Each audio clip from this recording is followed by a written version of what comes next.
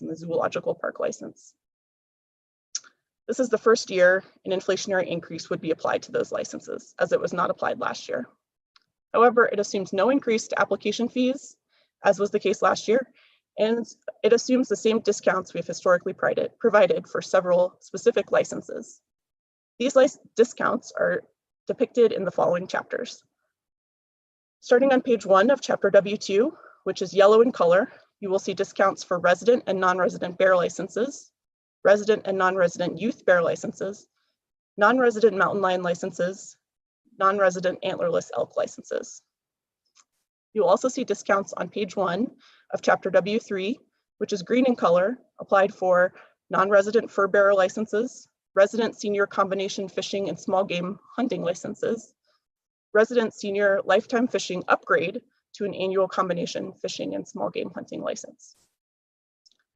You will also see an increase in the price of the zoological park license on page 3 in chapter 11, which is kind of gold in color.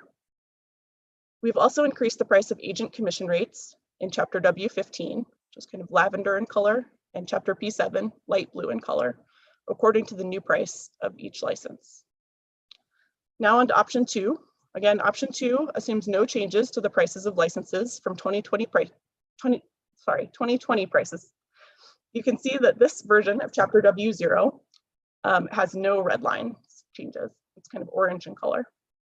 You also see option 2 retains discounts that are usually provided for big game licenses in chapter W2, which is a yellow document, as previously mentioned. And you will see we retain the same discounts for small game and fur bearer licenses in chapter W3, which is a green document, also without any red lines, as previously mentioned. However, you will see a change in the price of the zoological park license in chapter W11 on page 3 of the gold document. This is the same price as the 2020 price, as listed in chapter W0, but it was previously omitted from chapter W11 regulations. So this would just clean up the price, that price. Also, the agent commission rates in chapter W15 and chapter P7 would not increase from 2021 under option 2. And I know that was a little long-winded, but that is all I have for you for that agenda item.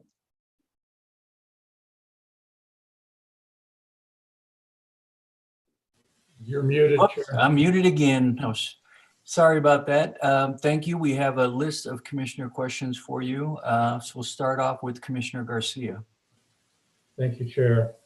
I'm going to go a little bit backwards. The senior small game, I'm one of the people that brought that up, and it seems inconsistent with not wanting to increase prices in a small amount across the board for general license fees, but at the same time ignoring the senior small game license, which would save some people some money, particularly those people who are complaining about the qualifying license. So, but that one we'll move on to next year. I am concerned about option 2. Again, option 1, I think we discussed this last time, that next year we'll be back with this again, and that option 1, if we were to go that way next year, could include basically 2 years of cost of living at one time. So we would end up next year looking at, and I for one don't believe that economically we're going to recover from this pandemic by next year, and we're going to be sitting here next year saying another no increase or a double increase. I guess there's an option we could come somewhere in between, but I don't see that. So for $3 million and I look across the board for people that are buying hunting or fishing licenses, the amount of increase, I believe, is not significant. We are going to run into going to the legislature and crying our woes for more money while we are turning down the opportunity that we have to actually raise money. So I am going to move for option 1. Thank you. Thank you, Commissioner Garcia. Commissioner Touchton. Thank you, Mr. Chair. If Commissioner Garcia filed a motion on option 1, I'd like to second it. I agree with what he was saying. These potentially foregone CPI increases are trivial at an individual level, you're talking $3, $4, $8 on a license. That pales in comparison to what hunters are spending to go hunting. The license fee is among the most insignificant cost, absent, moose or mountain goat or bighorn sheep. They spend more on travel, they spend more on lodging, guides, gasoline. So I would like to see us maintain our revenue stream, and I don't think that will price anybody out of purchasing a license. I'd go a bit farther. I noticed that we were presented with two options with the CPI increase and without the CPI increase, but there was no option to get rid of the license discounts. I am troubled by those license discounts, particularly for non-residents. Again, non-residents are dropping large amounts of money to come here. I worry that they're taking opportunities away from residents. I haven't seen a convincing analysis of whether residents could use those opportunities as opposed to non-residents. And particularly for predators, I think those license discounts, I'm talking mountain lion and bear, are indicating to the public that we don't value those species, that we're putting them on sale. And I don't like that message. $100 for a bear. The animal's worth more than that.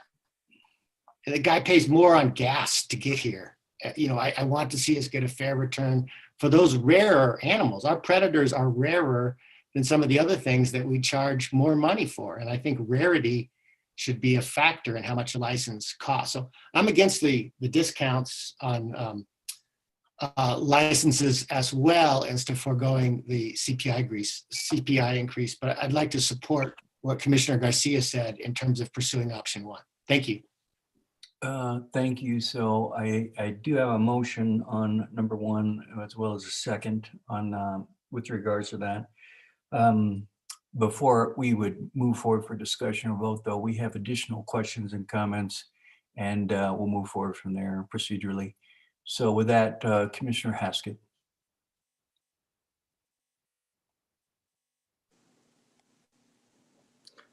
Thank you, Chairman McDaniel. I just wanted to kind of touch on what Commissioner Touchton just said about predators. In 2018, I think it was, when we changed to the discounted licenses, the reasoning for that was we weren't achieving the desired harvest, nor were we selling the quota. I think it's important, with all of the habitat loss we've had and the drought, various factors, that we continue with those discounted licenses. If you watch the news, Colorado has a problem with bears. To help achieve that harvest, it would be better to let someone harvest a bear than to have it tranquilized and euthanized. And if you look at the increase in sales, it really hasn't increased the harvest.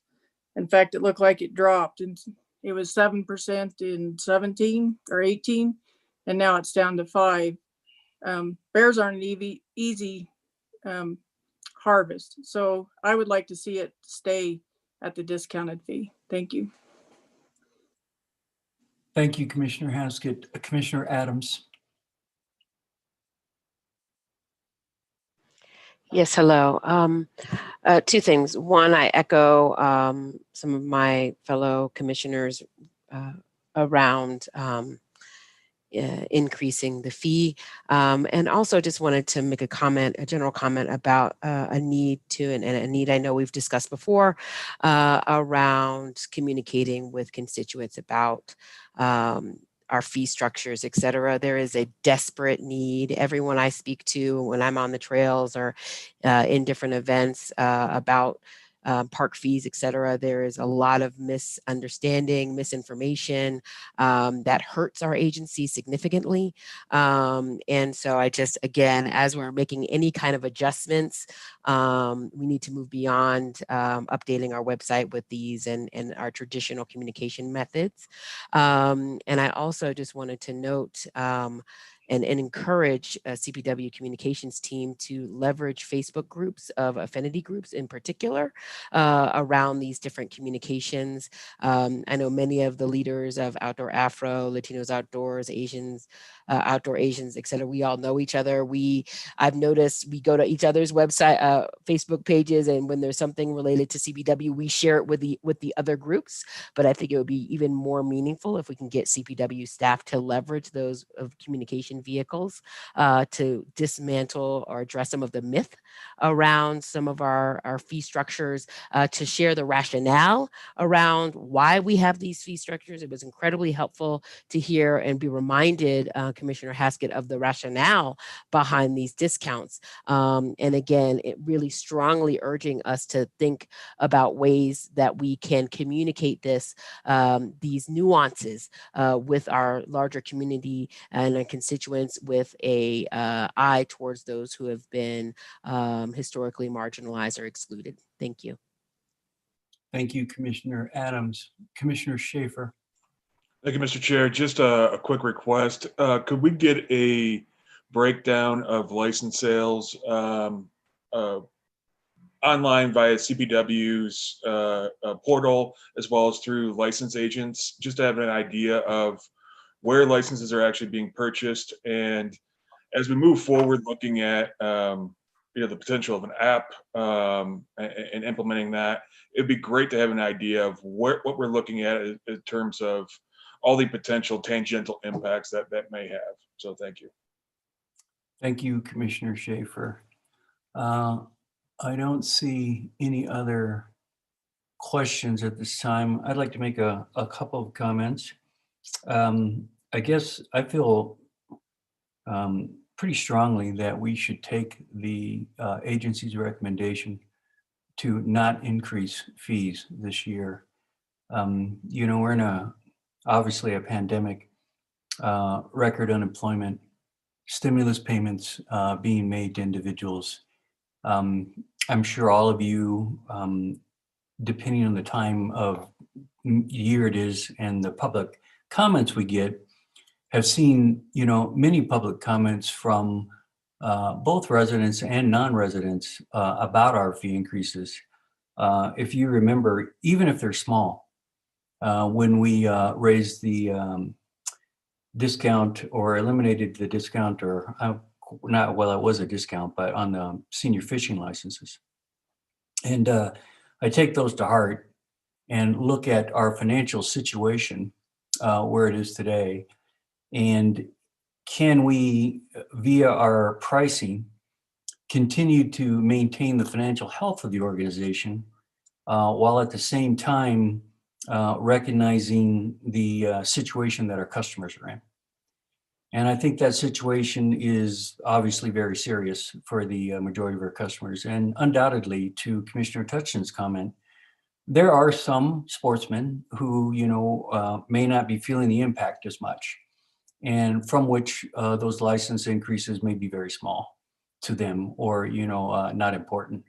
But there are many, many residents and non-residents that save up their money every year to make these trips, and which those license costs are a very meaningful number to them. And we get that feedback again every year via our public impact or public comment back to us. So I think that the agency obviously thought about this very hard. Thinking about our reputation, I think also in raising fees in this pandemic year is something I think that will paint us at least somewhat as, were we sensitive to the situation our customers and our citizens were of the state of Colorado, as well as the non-residents who visit our state. So that's my feeling about it. I believe we should, take the agency's recommendation, but we do have a motion on the floor. We do have a couple more folks, commissioners, who would like to comment. So I'll start with Commissioner Adams. Yes, hi, thank you. Actually, thank you for reminding me when I was chatting with Mark Leslie in preparation for this meeting. One of the questions and issues I brought up was around this increase, and how particularly low income communities could potentially be impacted. And I was reminded of the various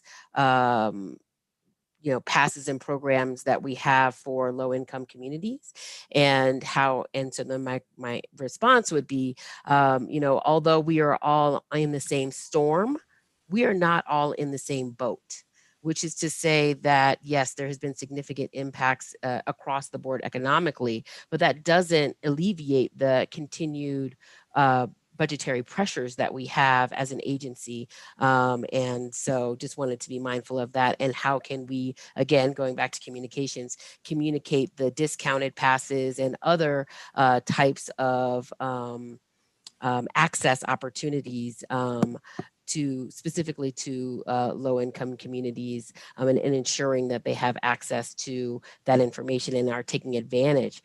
So again, I would ask for data on who is taking advantage of the different economic or packages or programs or discounted passes that we have specifically for low-income communities, and whether we need to raise or adjust the threshold for accessing those funds based on the pandemic and the economic impacts of the pandemic. Thank you.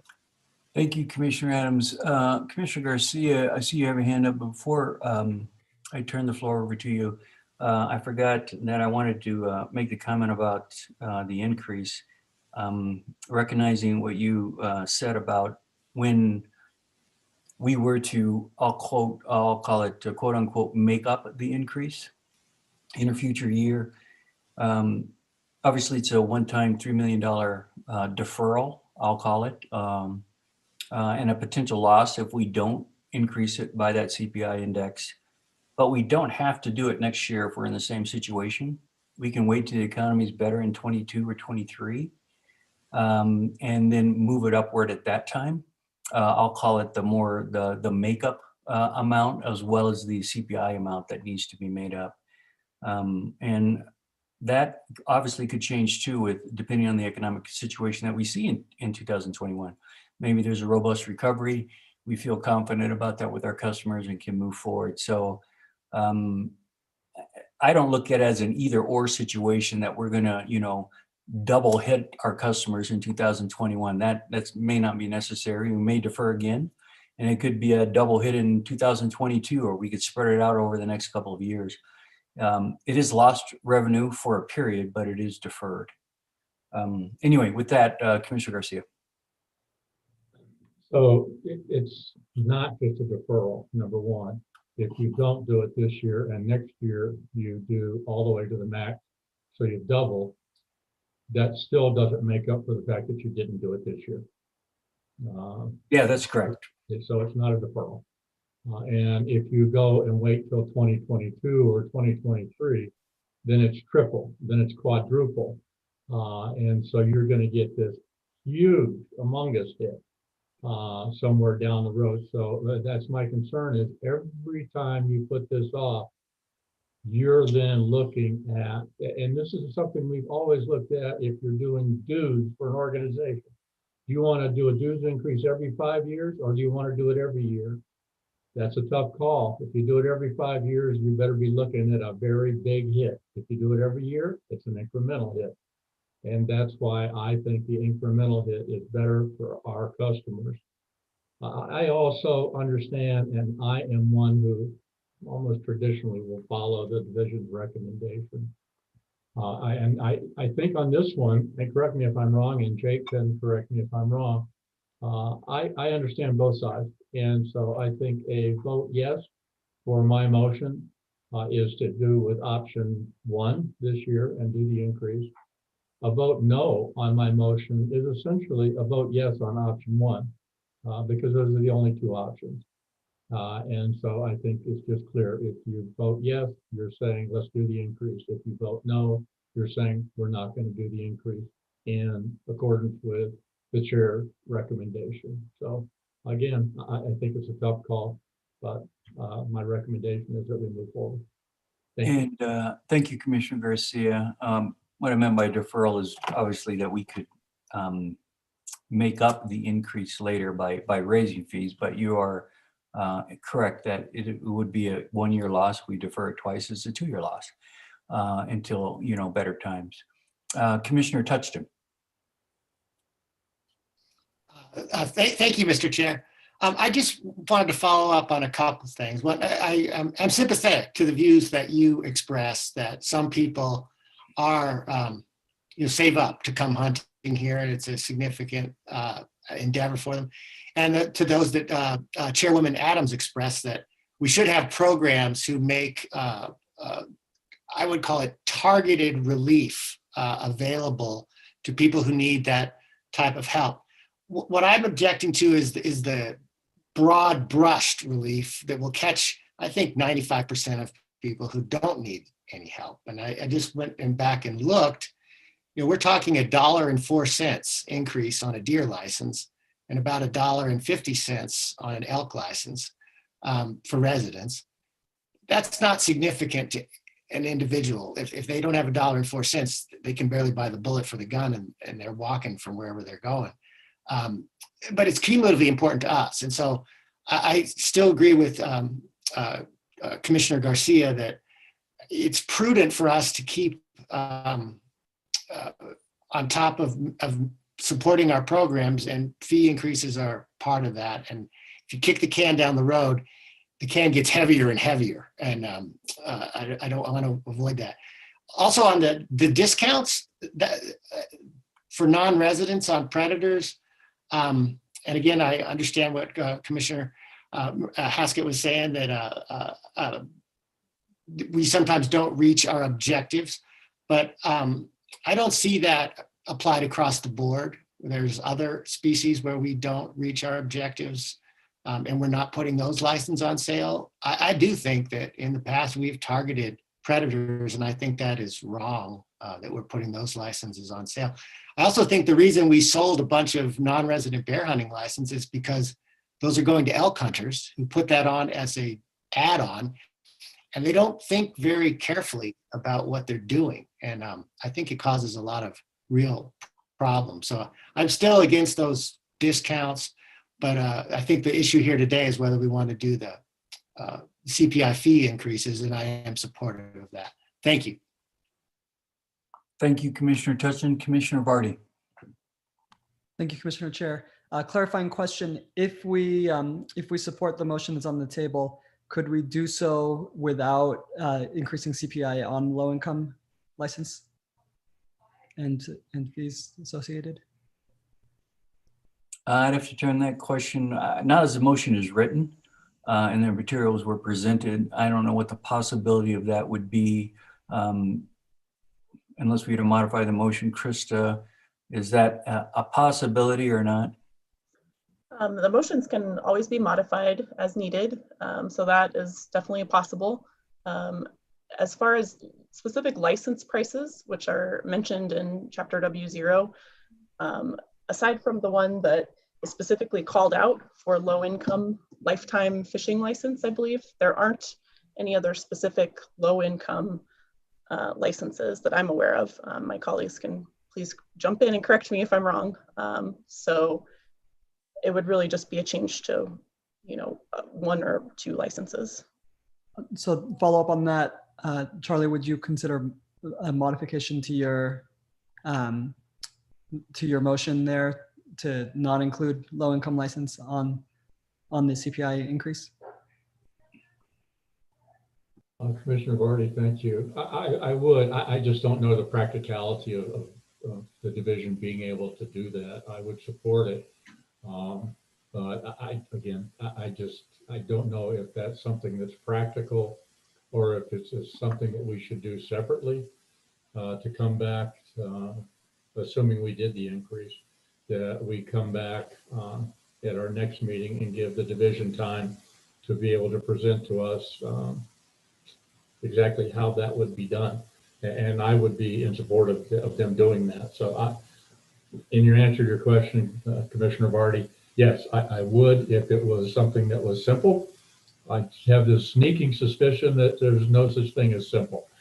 And so I will leave that to the division. Thank you.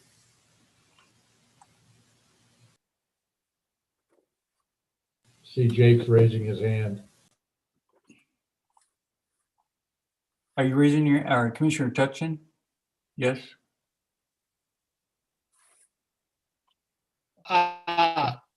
Did not put my hand back up. I don't know, maybe there's some sort of computer glitch. I forgot. Our attorney, Jake Matter, that's waiting. Oh, okay. Yeah. So I thought you said Jay instead of Jake. Jake Matter. Jake, would you like to comment? Yeah, I was just going to follow up on what Krista Heiner just said. I think the only, if you were to make that surgical change to the motion, there's really only one line item. The current resident low-income senior lifetime fishing license is $8.10. So it's a difference of, the staff proposal status quo of $8.10 versus an increase to $8.32. So you're talking about 22 cents.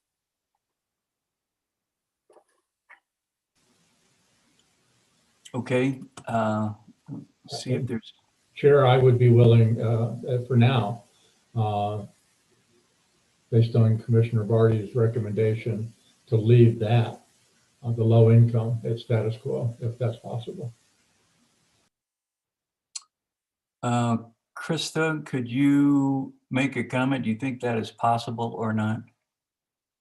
Yeah, I think that is possible if that's the direction of the commission. We can definitely do that. I think the motion, should just be modified to mention that exemption, and we can change the regulation materials going forward. Okay. I don't see any other comments or questions or discussion at this time. So with that, I'm going to go back to the motion itself and say, is there a motion? Well, I won't say is there. The motion you're making, Commissioner Garcia, is to adopt regulations to increase license fees and license agent commission rates according to adjustments to the Denver Aurora Lakewood Consumer Price Index. And I'll just ad lib here, absent the increase to the low income fishing licenses as referenced. That's correct, Chair. Thank you. Okay. There is a motion, there's a second with regards to that. So with that, I'd ask if there's any further discussion on this before we hold the vote. No further discussion from commissioners. Again, I would add, I think this is a reputational issue for us, not just a financial one. And I think I'd still be sitting in the position that we should withhold and not make an increase in a historic time. Thank you. With that, I will go with a roll call vote versus a voice vote here. So Laura, could you execute that for us? Yes. Can you repeat what we're voting on, please?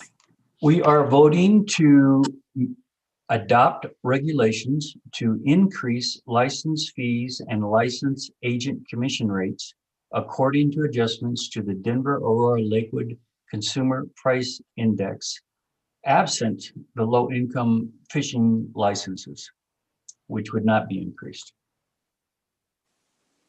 Thank you. So option one, Option one. okay, With the modification. With the of modification. low income. okay. Okay, I'm ready. Sorry, Laura. Okay. So Laura? Okay. Adams, Yes. Blecka, Yes. Garcia, Yes. Haskett, Yes, Hauser, Yes. May, Yes. Phillips, No. Schaefer, No. Touchton, Yes. Vardy, Yes. Chairman McDaniel, No. motion carries. Thank you. Let's move on now to item number 12. And Krista, I believe you have the floor again. Great. In Thank you, addition Sharon. with Mr. Dreher. Yeah, yep. So my colleague Brian Dreher and I will be giving this next presentation. I'll just start it off. But yeah, maybe Brian, do you want to go ahead and share your screen? We have a PowerPoint presentation for you all for this one. So hopefully it won't be quite as boring is just listening to me talk the whole time. Agenda item 12, Chapter W2, Big Game. This is regarding reconsidering the method used to determine the resident, non-resident allocation of licenses in the regular limited license draw. And this is an action item. It's listed as step 2 of 2 or 3, and we can go into that a little bit more in detail as we go through this presentation. So first, I just want to walk you through a little bit the documents that were provided. You'll first see a memo that addresses the Commission's request for additional information about what allocation changes could potentially be implemented for the 2021 Big Game Limited License Draw, how potential changes would impact CPW financially, also how preference point banking might come into play, and also how other states approach allocation. So you'll see all those topics in your memo. So I want to make it clear that if the Commission would like to make changes that would be effective for the 2021 Big Game Limited License Draw, CPW staff recommends that such changes be approved in November, so at this meeting. Next, we want to make sure that it's clear that the Commission, that the concepts being discussed today are being seen by the Commission and the public at the same time. So the Commission may wish to consider whether additional public input is desired before any changes are adopted. Some of the possible changes would affect members of the public who may not have previously been involved in discussions about allocation. Given that, the Commission could choose to maintain the status quo or direct staff to come back with additional information or public input for changes to be implemented for the 2022 season or thereafter. And this is listed as option 4 on the slide that's being projected right now. If the Commission would like to make changes for the 2021 Big Game Draw, there are 3 options for possible changes, which my colleague Brian will go into further detail in just a moment. Option 1 involves updating the years used to calculate the 3-year average for hunt codes requiring 6 or more preference points to 2018, 2019, 2020, and maintaining the current preference point threshold of 6 or more resident preference points. The specific hunt codes that would be impacted by this change can be found in Appendix A at the end of the memo. The draft version of the regulatory language can be found on page 11 of the light yellow version of Chapter W2 after the memo. Option 2 involves updating the years and increasing the preference point threshold to 8 or more resident preference points. The specific hunt codes that would be impacted by this change can be found in Appendix B, and the draft regulatory language can be found on page 11 of the orange version of Chapter W2. Option 3 involves updating the allocation percentage for certain high demand game management units based on relevant criteria. In this case, a high demand game management unit is defined as a game management unit where 50% or greater of the hunt codes require 6 or more preference points to draw based on a 3-year rolling average of the most recent limited license draws. The specific hunt codes that would be impacted by this change can be found in Appendix C at the end of the memo. The draft regulatory language can be found on page 11 of the bright yellow version of Chapter W2. Regarding preference point banking, which is where an applicant's points can be split between multiple years for separate licenses by allowing them to use only the number of points needed to draw the license. We have included some additional information about this on page 4 of the memo. However, given the complexities and the broad range of potential parameters involved in creating a banking system, this could not be accomplished for the 2021 hunting season. Finally, regarding allocation in other Western states, we've included a table on page 5 of the memo showing each state's non-resident allocation and whether they use a hard cap or a soft cap. So with that, I'd like to turn it over to Brian for further information about these various options. Thank you, Krista. I appreciate that. Chairman, commissioners, directors. My name is Brian Dreher. I'm the terrestrial section manager, and it's great to see you all today. I'm really excited to speak with you about this topic. So I thought I'd start my portion of the presentation today reviewing the current resident, non-resident allocation criteria which are set in regulation. Hunt codes that require 6 or more resident preference points to draw using the 3-year average of draw data for years 2007 to 2009 are entered into the 80-20 allocation. This means that up to 20% of the license quota for the hunt codes can go to non-residents. This criteria was put in place to provide more opportunities for high demand hunts to go to resident hunters. Today, very few hunt codes meet this criteria, and the vast majority of hunt codes require fewer than 6 points to draw a license. This means that they fall into the 65-35 allocation criteria, and under that criteria, non-residents can draw up to 35% of the quotas set for the hunt code. I hope you all had the opportunity to view our license allocation tutorial that was referenced in the mailing memo. From that tutorial, you learned that allocation takes on various forms that include landowner allocation, youth allocation, resident allocation, and non-resident allocation. Using the example referenced in the tutorial, we started with a specific hunt code, which was EM61E1R, that had a total license quota of 30. From that total quota, 6 went to landowner preference, 0 went to youth preference, 8 went to non-residents, and the remaining 16 went to residents. For my presentation today, I'll be presenting the total quota across the hunt codes for the 2020 season that would have been subjected to the allocation process, with no more than 20% going to non-residents. Given that background, I want to now set the stage to help you with for your understanding of the rest of my presentation. I will use a statewide GMU map to visually show where hunt codes are located that could be included in the 80-20 allocation for both deer and elk. I'll start by showing you what GMUs are included today and how it would change according to the different options. If you want to see a full list of the hunt codes that will change between each option, please look at the mailing memo as Krista suggested. Maps will give you a geographic representation of the impacts of each option, and they're also a heck of a lot more interesting to look at compared to a table of hunt codes. Each map will use different colors, which include red, orange, yellow, and green, to show two things. First, geographically, what GMUs contain hunt codes that meet the 80-20 allocation criteria for male and either sex hunts. And second, the proportion of the hunt codes in those game management units that meet the 80-20 allocation criteria under each option. Red means a high proportion of the male and either sex hunt codes in that GMU are in the 80-20 allocation, and green means a low proportion of the male and either sex hunt codes in that GMU or would be included in the 80-20 allocation. Some GMUs may only contain one hunt code, which also affects their color. So with that and given that background, let's dive in and start by familiarizing ourselves with the location of the hunt codes in the current 80-20 list. We're going to start with deer. As mentioned on the previous slide, you can see the 4 colors reflected in the GMUs that had hunt codes that required 6 or more resident preference points for the 2007 to 2009 hunting seasons, and therefore they're included in the current deer 80-20 allocation. GMUs 44, 74, and 82 have only a single hunt code included in the 80-20 allocation, and they're shown in green. GMUs 2 and 201 have 50 to 75% of the male and either sex hunt codes included in, and they're noted in orange, and those are currently included in the 80-20 allocation.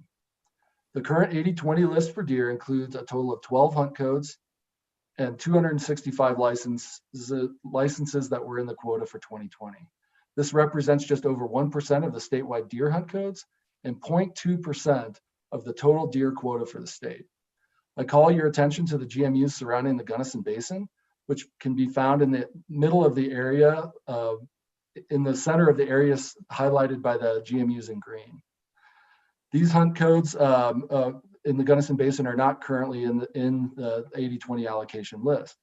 This is because after the severe winter of 2007-2008, we actually postponed or suspended the 4th seasons in the Gunnison Basin for the 2009 season. Therefore, they're not reflected in the current list because of the years used in the calculation. Here's the distribution of the elk hunt codes that are currently included in the 80-20 list. There are currently 24 hunt codes included on the list that impact a total of 602 licenses for 2020. This represents 2.3% of the statewide hunt codes and 0.4% of the existing quota for 2020. GMUs 40 and 76 have only a single hunt code on the existing list, whereas the rest of the GMUs have 75% or more of their hunt codes that meet that criteria. Now that we've familiarized ourselves with the existing list, let's move on to what an update of the list might look like. Let's dive on into those options. So for each option, I'm going to start by just showing you the map of the existing list, and then I'll show you a map of what the update in the list would look like under that option. So displayed is the existing list for deer, and here's what an update for option 1 for deer would look like. If we kept the existing threshold of 6 or more preference points and updated the years to 2018 to 2020, we would see an increase from 12 hunt codes and 265 licenses on the existing list to 41 deer hunt codes and 736 licenses affected by the change. The biggest change, as you can see on this map, is the addition of the units surrounding the Gunnison Basin, with many of these GMUs only having a single hunt code that would meet the new criteria. In general, for migratory populations of deer, like we have in Western Colorado, the early high country rifle and the later seasons that occur closer to the rut are the most limited and are also the most desirable, and therefore start to show up on the list. So again, here is the existing list for deer, and here's what an update for option 1 would look like. Here's the existing map for elk, and here's what an update for option 1 for elk would look like. An update in the years used to make the calculation would go from 24 impacted hunt codes and 602 licenses on the existing list to 37 impacted hunt codes and 1,467 licenses impacted.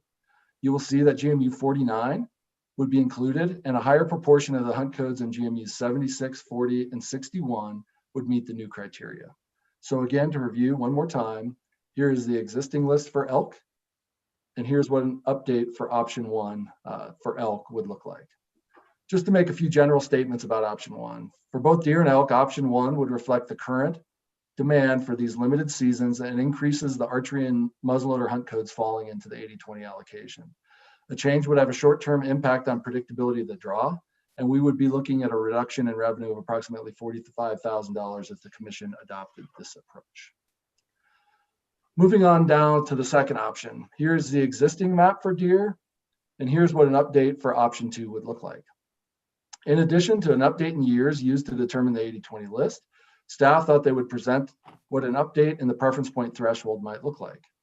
As the number of applicants for limited licenses has increased through time, so is the minimum number of preference points needed to draw a license. Our term for this is called preference point creep. In general, since 2009, we have seen a 2 preference point increase for many of the hunt codes being examined. Given that, in addition to an update in years, the commission might also want to consider increasing the preference point threshold to 8 or more points to track with preference point creep. If this criteria change were made, it would impact 24 hunt codes and a total of 450 licenses for deer. You will note that fewer hunt codes and GMUs would be impacted by this change compared to option 1. So again, one more time, here is what the existing map looks like for deer, and here is what an update for option 2 for deer would look like. Here's the existing map for elk, and here's what an update for option 2 would look like for elk. For elk, that update in years and the preference point criteria of 8 or more points would impact 31 hunt codes and a total of 927 licenses. You will see the same GMUs are impacted by this option, but there are fewer hunt codes within these GMUs that would meet the 80-20 allocation. So again, to review one more time, here's the existing map for elk, and here's what an update for option 2 would look like. A few general statements about option 2. This option accounts for preference point creep that has occurred since 2009. Like the first option we presented, this change will have an impact on the predictability of the draw. And we could see a reduction in revenue of approximately $15,000 if this option were selected. Moving on to the third and final option, here's the existing map for deer, and here's what an update for option 3 would look like. This option took the game management unit approach for determining the 80-20 list of hunt codes.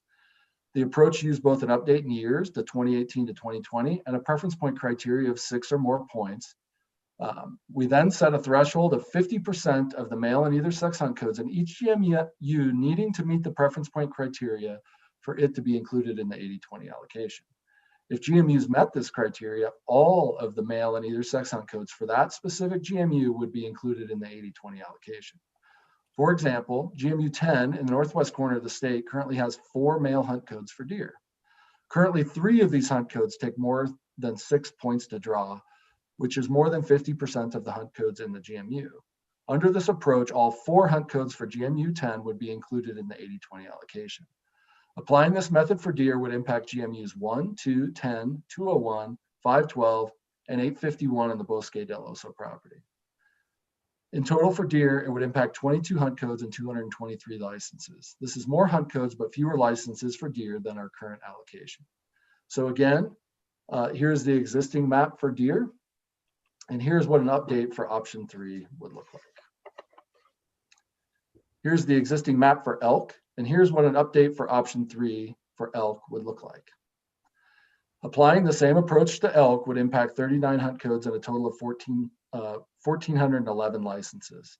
All the hunt codes for GMUs 1, 2, 10, 40, 61, 76, and 201 on the 201 and 851 on the Bosque del Oso property would be included. So here again, here is the existing map, and here's what an update for option 3 for elk would look like. A few general statements about option 3. This option reflects the current high demand, low quota GMUs for deer and does an especially good job of reflecting the high demand elk GMUs.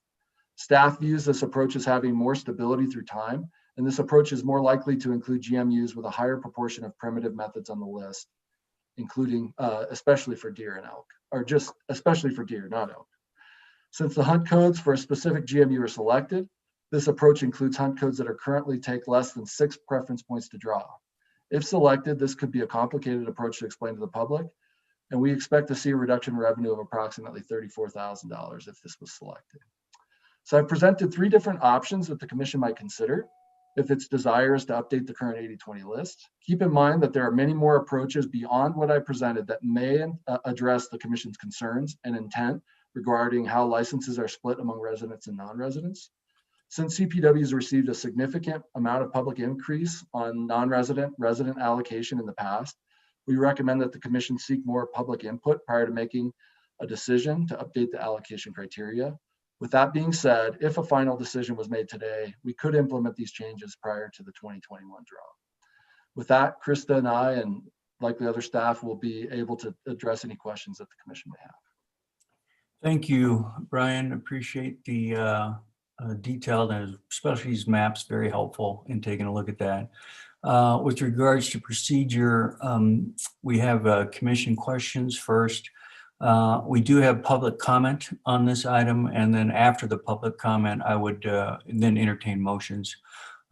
So I believe we have Commissioner Haskett with a question for you. I'll actually wait until after public comment. Okay. Commissioner May?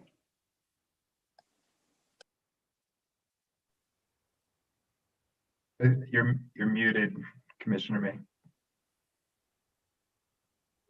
Very sorry. Can you hear me? We can. Brian, my question was, did you say, so that I can confirm, staff recommendation would be to maintain status quo to allow more public input? Thank you for the question, Commissioner May. Yes, I think that would be our preference at this time. Okay, thank you. Thank you, Commissioner May. Commissioner Touchton. Thank you, Mr. Chair. Dallas just asked one of my questions, is which way was staff headed? My other is I understand option 1, that is, in essence, preserves the status quo as was determined a decade ago when we last looked at this issue, but updates the information we're using to real-time current information. So I just want to confirm my understanding, Brian and Krista, that option 1 isn't a policy change. It's just implementing a pre-existing policy with real data as opposed to 10-year-old data. And so if someone could answer that question, I'd appreciate it. Yes, Commissioner Touchton, you're exactly right. So essentially the allocation criteria still would be maintained at 6 or more preference points needed, resident preference points needed to draw a license. However, what it does update is the years used to make the calculation. So it would move from the number of preference points required to draw those licenses on average across the 2007, 8, and 9 seasons up to 2018 through 2020 draw data. And that's for option 1. Hopefully that's clear. Yeah, just to add into that too, I might add that it was a decision of the commission at the time that it was made to maintain those years previously. So in essence, to put a freeze on the years and not update them. And so, in a sense, it is a policy change to go ahead and update the years, but it's not a change in, changing the threshold or moving to a GMU approach or anything like that, if that makes more sense. Thank you, Krista. Commissioner Garcia. Thank you, Chair. Brian, I could never do Rubik's Cube, and so this is right up there. In looking at your preference, I guess, one, I agree. I think this needs, I see Jody Kennedy has joined us and she probably has a better sense. I think we have a sportsman's caucus coming up in December. And I did the Northeast Sportsman's Caucus virtually with Mark Leslie and his group. And I think it does need more public input, more thought. But is there, the one thing, and again, this is because I'm confused, I guess. When you talk about these options, you talk about now changing the years to 8, 16, 17, 18, 19, and then rolling forward. Is it possible to do those years and freeze them again as we did in the past? So that's a great question, Commissioner Garcia. So right now, none of those options contemplate the future, and I think we would be looking at direction from the commission on what we do for the future with those as we go forward. So right now, what it is, each one of those options just updates the years for now. But I think it would be helpful to have the conversation to say, okay, what do we do now for the future to make sure we're not in the same situation 10 years from now. That's helpful. Thank you. Commissioner Haskett. Thank you, Chairman McDaniel. The one thing I'd like to add to that is, even though if you updated the years, you're not updating the preference points with option 1, and the preference point creep has changed drastically in those years. So option 1 doesn't account for that.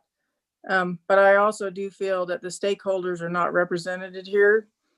We started this in September and now we're doing it in November, and it's hunting season. Most of the stakeholders are in the field. With the pandemic, it's also, they may not know about it. And as we learned with iPause, some people don't have the technology, and Zoom is also another barrier. So I'd like to be really careful about that. Thank you. Thank you, Commissioner Haskett. Commissioner Blecka. Hi, thank you. I would like to see us move forward with stakeholder input. I don't think we can without it. I think it would be in our best interest to wait until we do that. And I think we should, listen to what staff said, what Brian said about creating I'll say a policy or a system in which we can, instead of having to revisit this as needed, that there is something in place to be able to adapt and move freely future-wise. So I think we should take that in consideration with this policy change. So it's something that's really quite effective since we're going to take the time to discuss it for not just our commission, but for future work. Thank you. Thank you, Commissioner Blecka. Seeing no other questions, are we ready for our public comment speaker?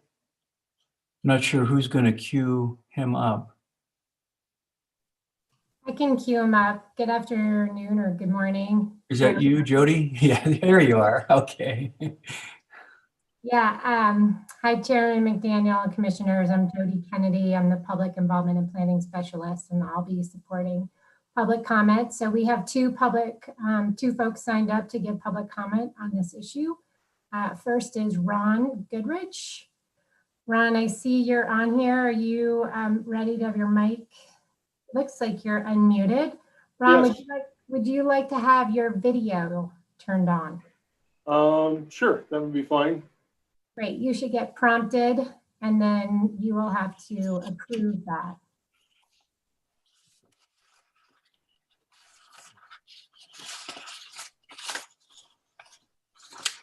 Okay.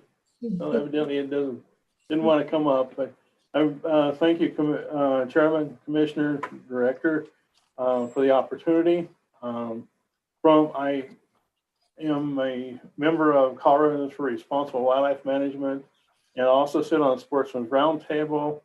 Been an avid hunter and fisherman for 40 years or more, and I urge you to stay the status quo for the time being. One option that's not being talked about here is preference point creep is always going to happen. When this started back in the 80s, the population in Colorado was 2.8 million people. We're now approaching between 5.8 and 6. A lot of those non-residents that banked those preference points became residents. So that's another reason the increase in number of resident preference point it takes to draw. Something that may be thought, and one option that should be looked at is the elimination. Pick a year, 4 years down the road, and eliminate the preference point for deer, elk, and antelope, and put everything on a draw. It puts everybody on the same playing field every year. Population is going to continue to increase. You only have a limited number of animals out there that can be harvested. We just, because of the population increase, as a sportsman, we have to realize that there may be some years we cannot hunt. There may be years that we sit on the sideline and we help other people. We go and enjoy the hunting camp, but we're not the ones that can carry that firearm. I felt that this year in the antelope season with the number of increase in antelope licenses that were there. The area I usually hunt, I didn't draw, but didn't keep me from going and having a great time. So I just thank you again, and I urge you to vote the status quo until all the bases are covered. Thank you. Thank you very much, Mr. Goodrich. Jody, do we have our next public comment? We do. We've got Gaspar Pericone here, and it looks like your video and mic are on. And Gaspar, you've got 3 minutes. I will keep a clock and let you know if you reach your time. Great, thank you. There he is. Good afternoon, Welcome. Commissioners.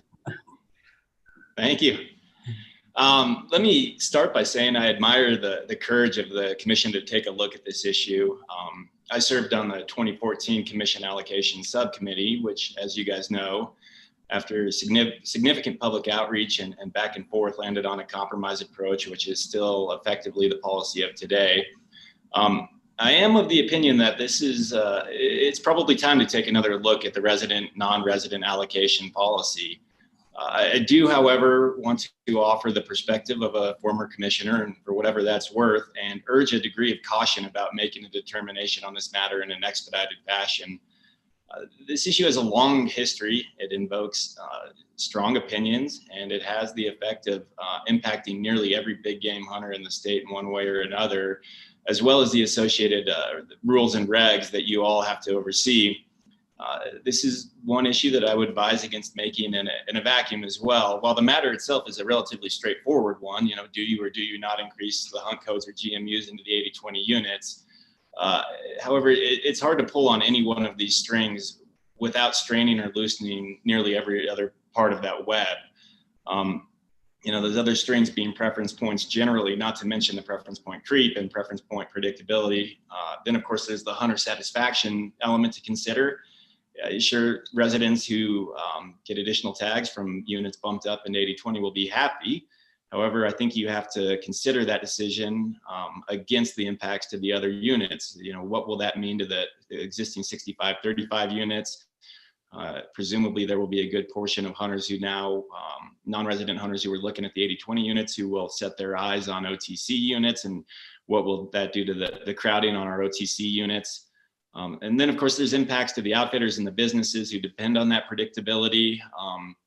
and I think a more general economic consideration of places like Gunnison County, who could see some real substantial changes to the tourism and economic revenue that comes in there. So anyhow, I mention all of this not to persuade you against taking a hard look at the issue and making a recommendation based on much more up-to-date information.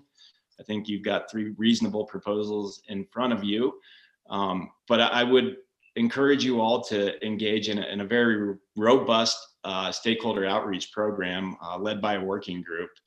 I think the decision to incorporate a host of additional considerations like statewide herd objectives and preference points creep and hunter satisfaction and all of these tangential elements into your consideration would serve you well in revising this policy from the one that we set years ago. So I hope some of that's helpful, and I will yield the rest of my time to anyone but Dan Prinsloo. Okay, thank you very much, Gasper, and good to see you again. You as well.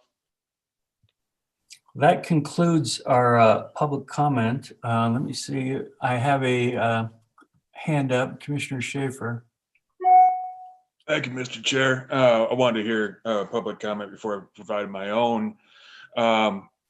I'm a big proponent of making some changes. I think that there are, it's clearly necessary because things have changed greatly over the last decade, but they're also going to continue to change, I think, in a fair amount as we move forward with a number of different constraints and challenges that, based upon geographies as well as new management strategies.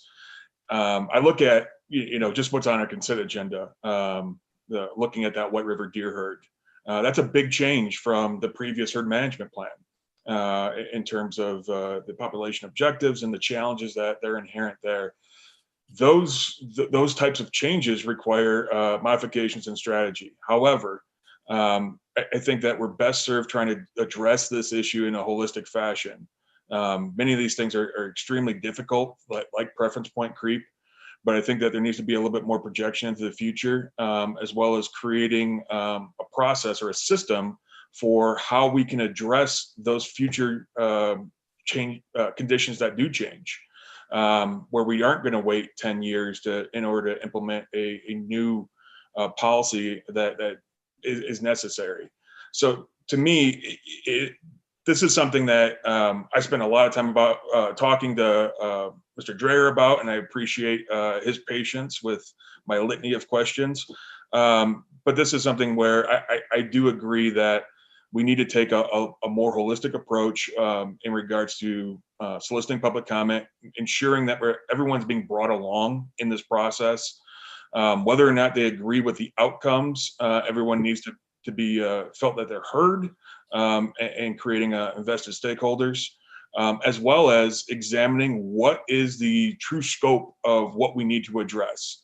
I think everything needs to be on the table, and I understand right now Director Prinsloo is shaking his head, but we need to, I think, look at whether or not we need to address the allocation percentages as part of this process, and understanding that as a third rail. But as you see in that table that was provided by staff, Colorado is an anomaly.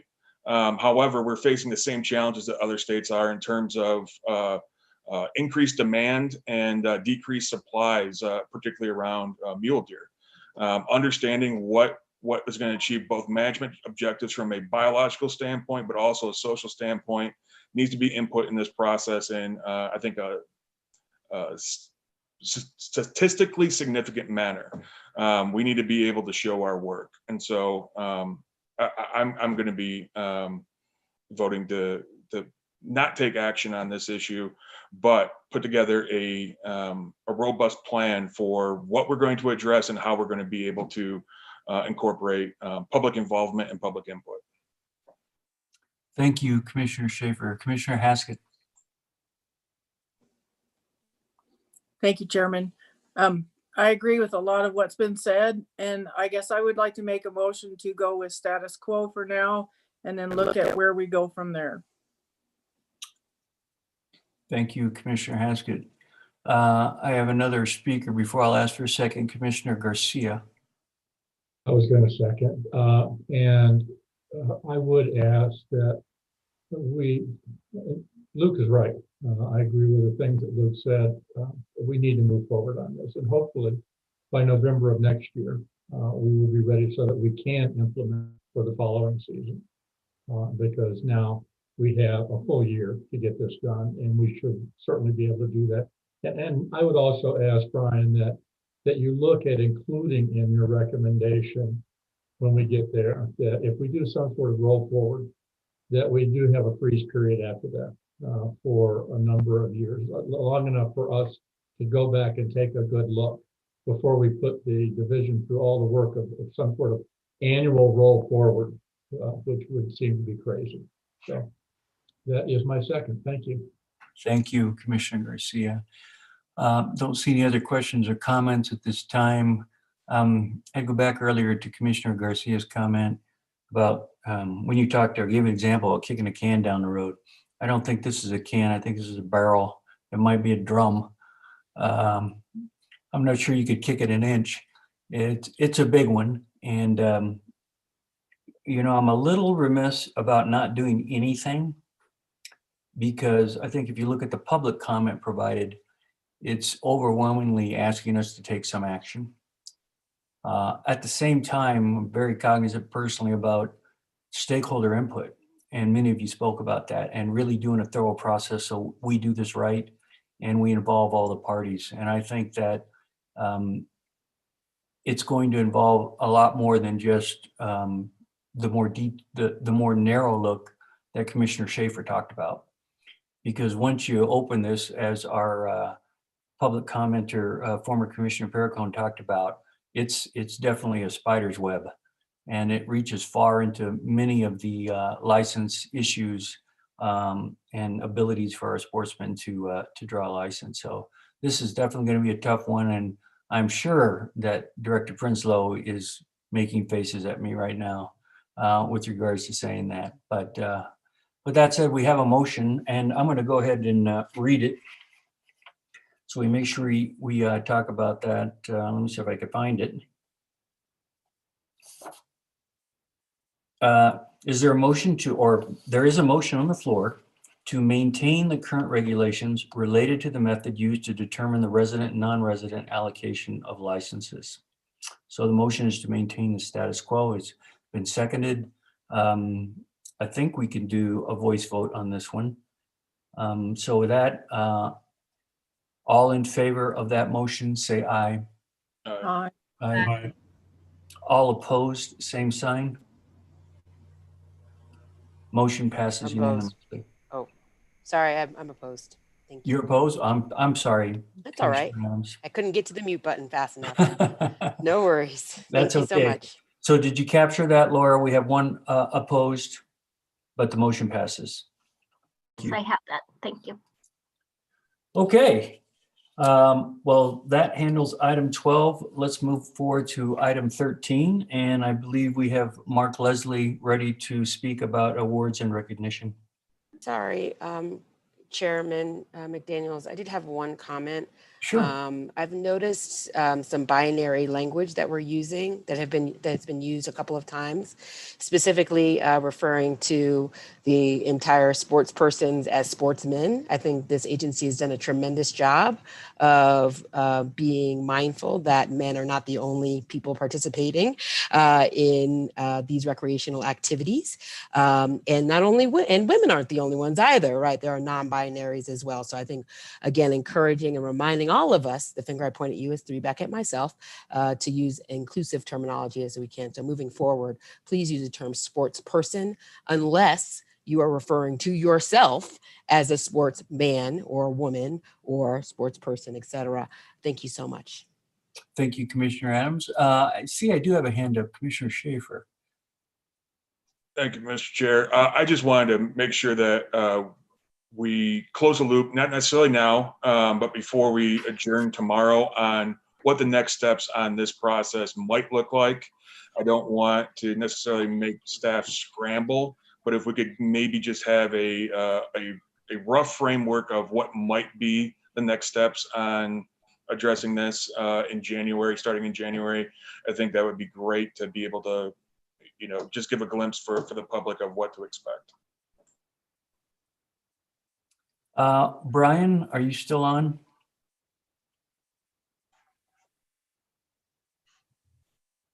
Or did we lose him? Chairman McDaniel, Yeah. go ahead. All right. He's there. We've got him, Chair. Okay, either him or Director Prinsloo. Do you want to talk about, what you think the actions would be, how fast we could at least begin to talk about this topic with the idea, which I think I heard pretty strongly, that resolution of it comes about such that we could affect the 2022 season. So I'm glad to let Brian answer that in detail.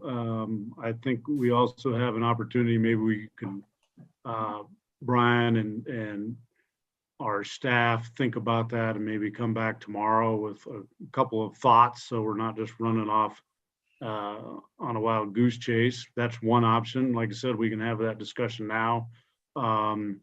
Obviously there's some sense that the commission, I don't want to speak for some and not for others, but I will remind the commission that we have a couple once in a lifetime things on our agenda for the next few months to few years. And so I would be at least somewhat mindful. So you can, you knew that was my scowl, Commissioner Schaefer, less about how we slice the pie, but I would be really, really cautious about overestimating staff's time or your time to do additional deep dives.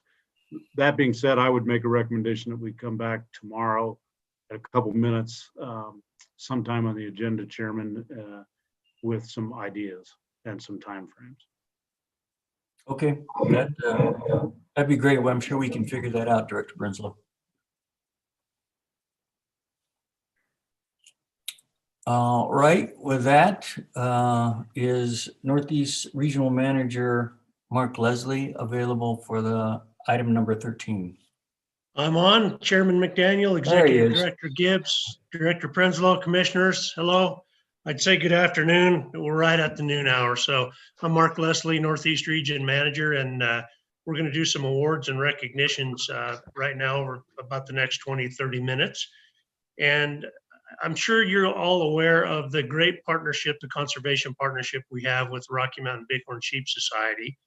And we have an auction and raffle process where licenses are auctioned off, and then those monies, a portion of those monies come back to the division.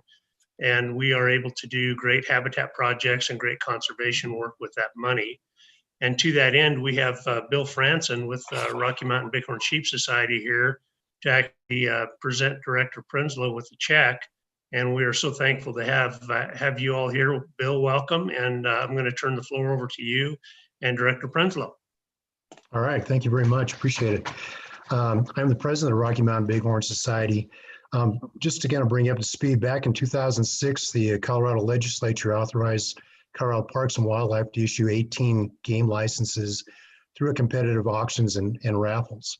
The Rocky Mountain Bighorn Society was granted the right to administer 5 of those licenses, 2 each for bighorn sheep and mountain goat, and 1 for pronghorn. Since 2007, the Rocky Mountain Bighorn Society has generated approximately $3.3 million in auction and raffle revenues.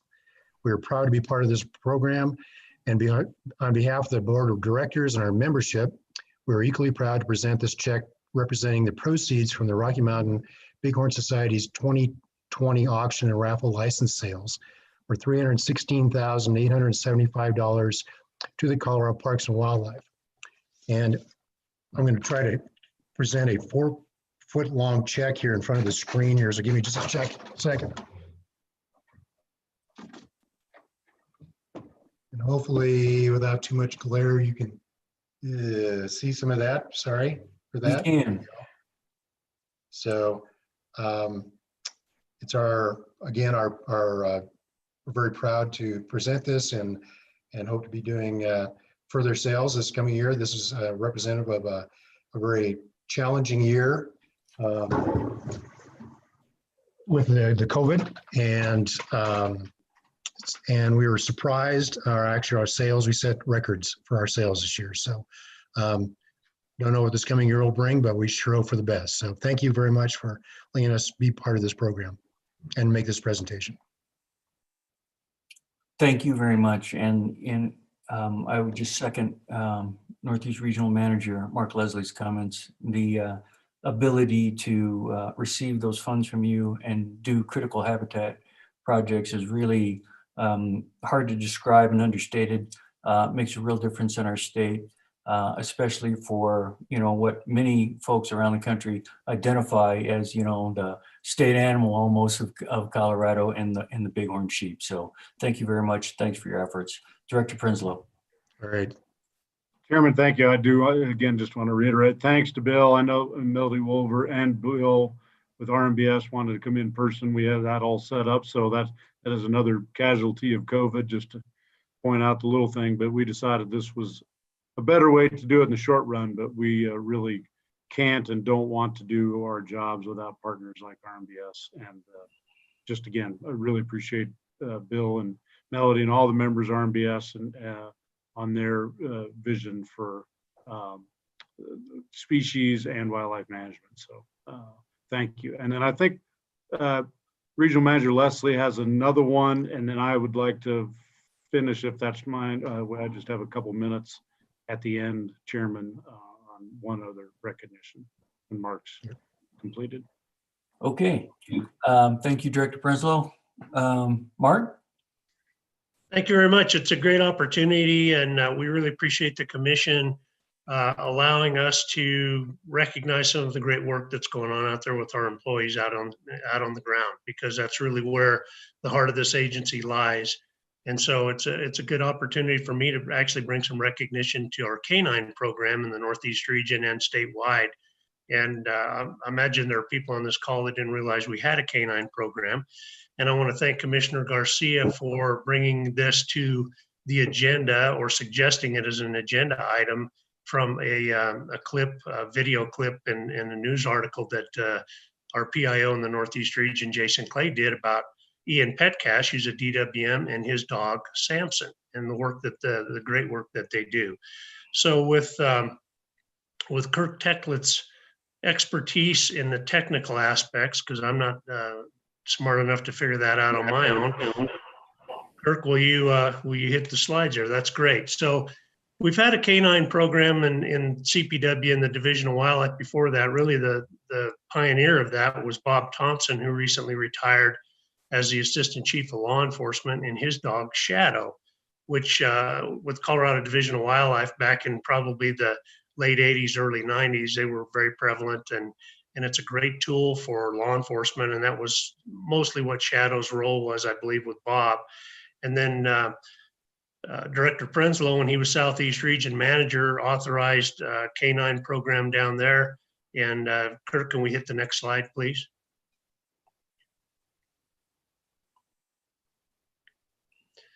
You'll see Officer Phil Gruley and his dog Cy is how you pronounce that name.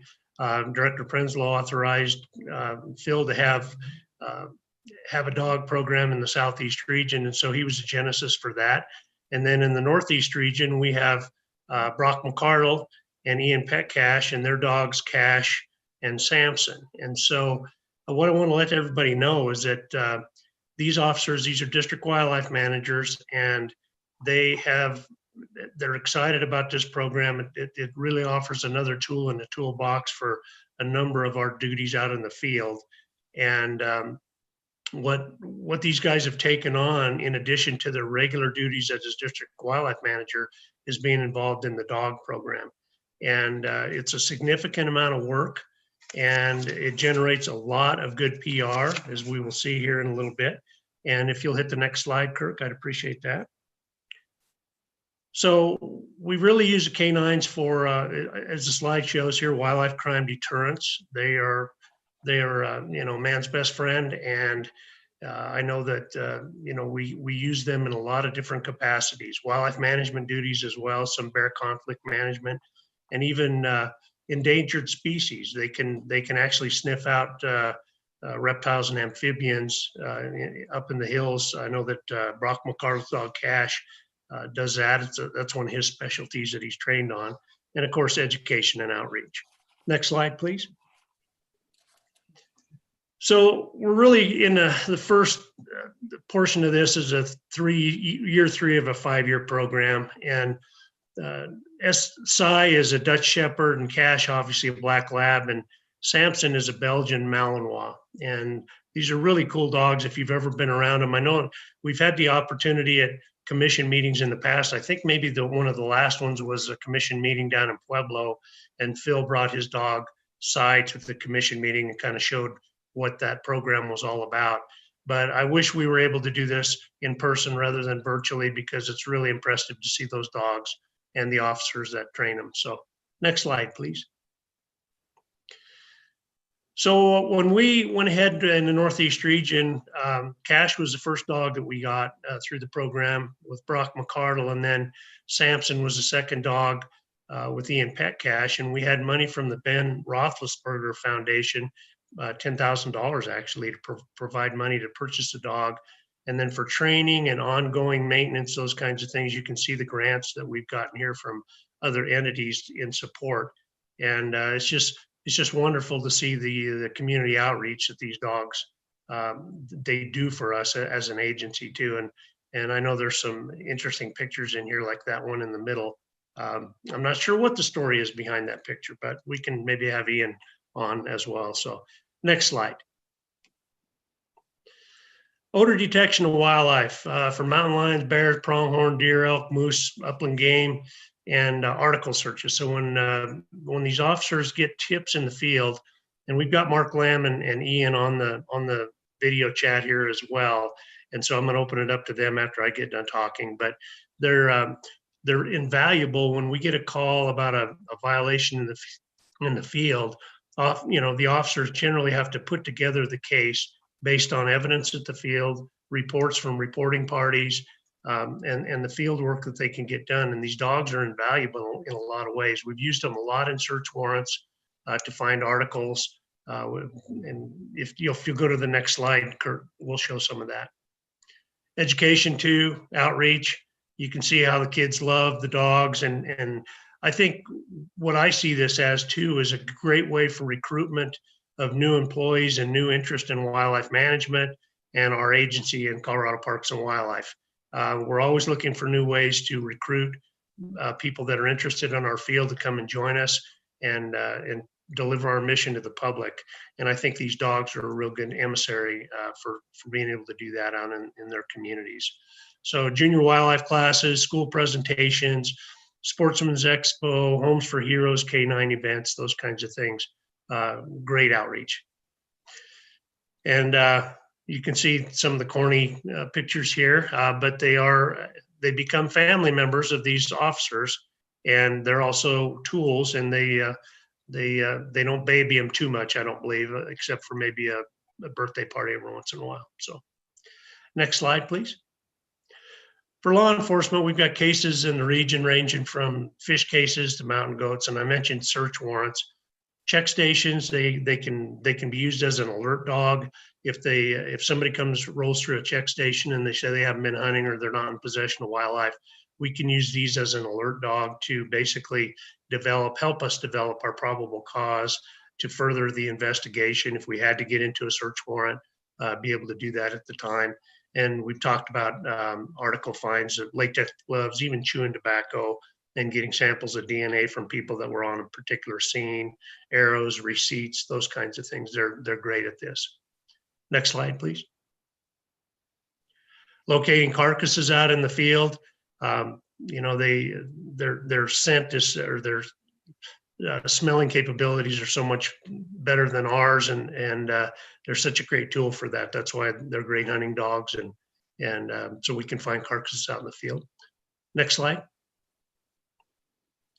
The same for locating bait sites, illegal bait sites that people are hunting on. Oftentimes out in the woods, these folks will set up a bait site out in the middle of nowhere, and they hunt over them illegally, and the dogs are a help in locating these sites. Next one. And here are some examples of where we've used Samson up in South Park. And I'll tell you what, I'm going to open it up right now to Mark Lamb and Ian Petcash.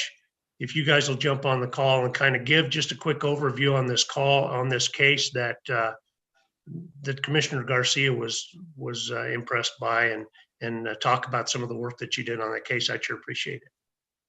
Well, good morning, commissioners. Good morning, Chairman McDaniel, Director Prenslow, Director Gibbs, and commissioners, and really thank Commissioner Garcia for bringing this to everybody's attention, and really been a great addition to Area 1. Having Samson now as a team member, he's become pretty important to us, and in fact to several other areas because they've used him.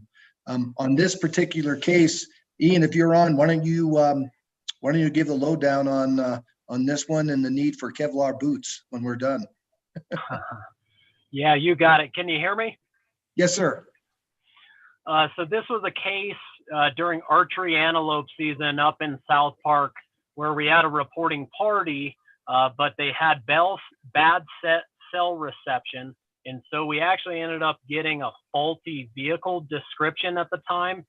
And it was a good joint effort between us and the sheriff's department and state troopers.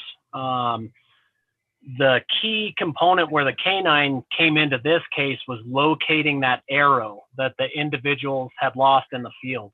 There was a multitude of violations. They were using a motor vehicle with a driver, and then the shooter was actually in the bed of the pickup truck shooting from the bed. And then they would chase antelope, shoot from the bed again. And the suspects actually attempted to retrieve their arrows.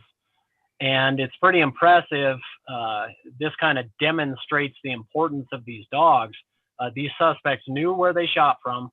They knew where the antelope was when they shot at it, and then went to try to recover that evidence. And they were unable to find their arrows. After I arrived on scene, it took approximately 5 minutes of searching with the dog, and we had found those arrows. And that became vitally important later. Once other agencies had located our suspect, we went en route, contacted the suspect, and those arrows matched from the field what they had in the pickup. So a good example of agencies working together and a good demonstration of the benefit of the canines. Ian, did you do a public service effort there and return the suspect's arrows to them at that time? Yeah, we're still going through the court process, so those are currently in an evidence locker. I got you. Great job. Great job. Thank you. Can we get to the next slide, Kirk, please? Why don't you give us a little update on this one too, Ian? Yeah, so not only does the dog help in law enforcement, but these same capabilities, these same attributes that we're using the dogs for also help us assist lawful hunters. So several times we've had hunters wound animals, and in the case of this one at night, unable to locate it, we're able to use the dog to assist lawful hunters. So just another benefit to our constituents. Thank you. Next slide, please. Agency assist as well. Why don't you tell a little bit about what's going on with this one? Yeah, so up here in Park County, the sheriff's office has requested the use of the dog. Unfortunately, in that circumstance, they were able to find the weapon before we got there. And we've also received requests from other agencies. So the word's out that our dogs are good. Most of the time, these are in regards to article searches because our dogs are not on narcotics, but police agencies, sheriff's departments, occasionally they need to locate spent cartridges and firearms just like we have that need. And so we've been getting those requests, and when we've got the time, when we're on, we provide that. So just another good way to benefit our cooperating agencies. That's awesome. I appreciate that. I think the last slide, Kirk, is any questions from anybody on the call, any commissioners or directors? We have a question from Commissioner Garcia. Not really a question, just a big shout out and thank you, Mark, and thank you to all of your people that are doing this work. I, being a dog lover, as you all know, very important. But when I was manager of safety in Denver, I had K9 units both in the Denver Police Department and Denver Sheriff's Department. And I can tell you, they were certainly my best units, certainly the easiest to manage. And I never got any complaints on that unit. I can't say that for all my other units. So, but on the public communications and the public outreach, one thing that I might just suggest is we did this at DIA with our dogs out at DIA. Kids love them, as you know. Yeah. And we did baseball cards. So, Ian, you'd carry a stack of baseball cards with Samson's picture on it, and then on the back it might have a little bit of history of Samson and that sort of thing. And you give them out to the kids.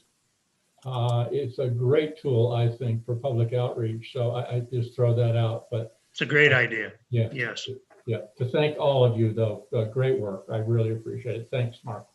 Well, thank you for the opportunity to be able to present this to the commission and to the public. I think this is just one of those areas that, you know, it's a good time to be able to highlight the good work that's going on out there. And I want to reemphasize that, you know, Ian and the other DWMs that have these dogs, they're multi-purpose officers and they have a lot going on their plates out there. And so the dog is an additional responsibility that they take very seriously.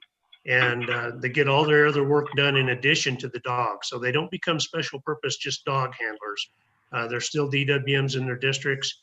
And I think it's a great program. I was a little hesitant to jump into it just because all these officers are so busy up here in the Northeast region and other regions as well.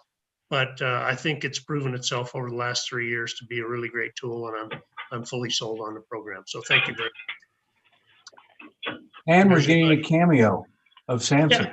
Yeah. I don't know if Samson has anything to add or not, but with that, if there's no other questions, should we turn it back over to Director Prenslow? What do you think? I've got Commissioner May. Okay. Thank you, Mr. Chairman. I just wanted to say, what an impressive presentation. I wasn't aware of this program and I could not support it more. Fantastic. Thanks very much for making it obvious to all of us. Thank you, Commissioner. Appreciate that.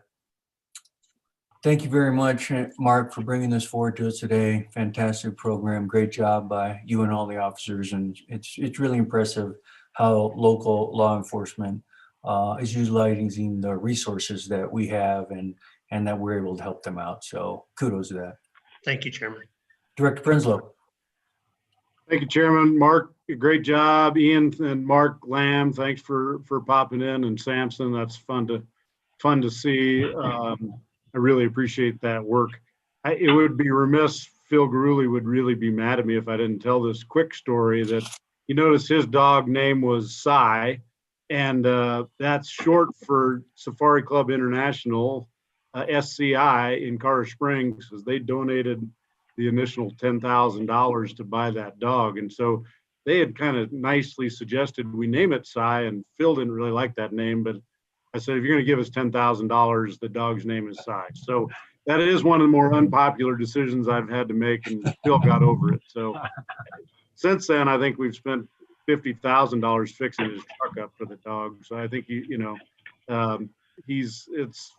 paid off. So anyway, just for a little fun, those 3 dogs and those people spent a lot of time to do it well. So thank you. My hat's off.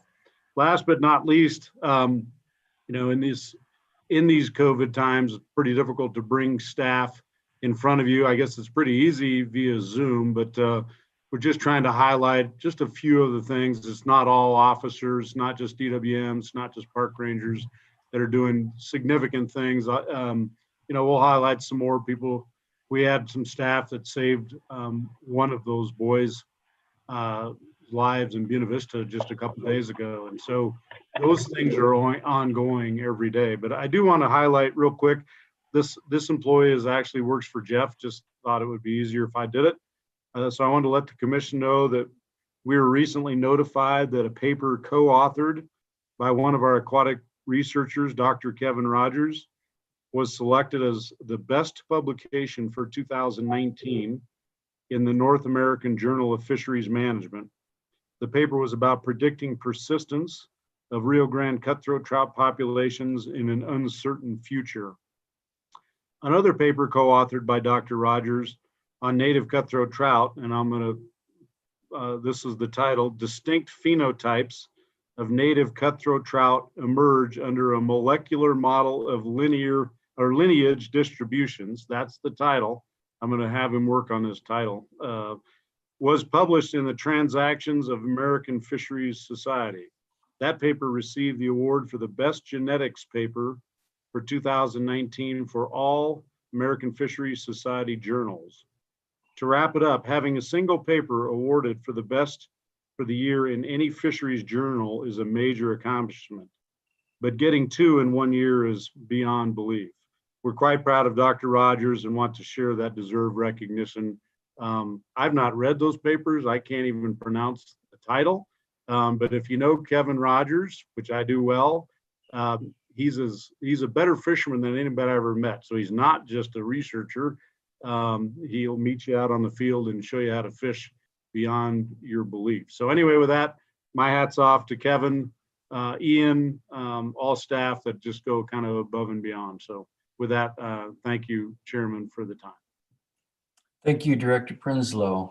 Well, that concludes through item 13 for this morning. We're a hair ahead of schedule.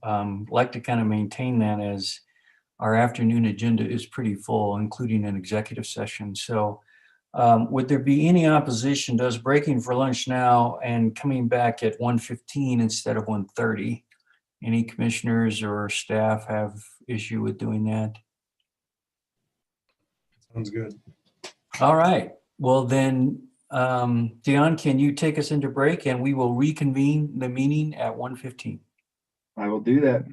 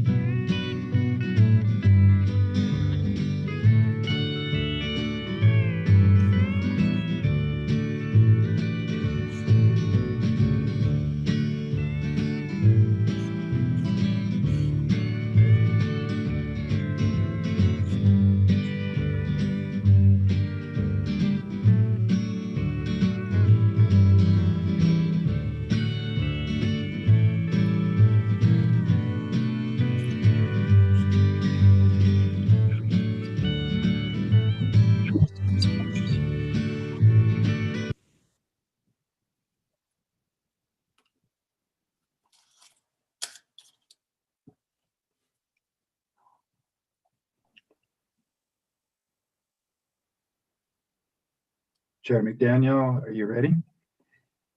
I am, Dion. Thank you. I'll go ahead and start the recording. Okay.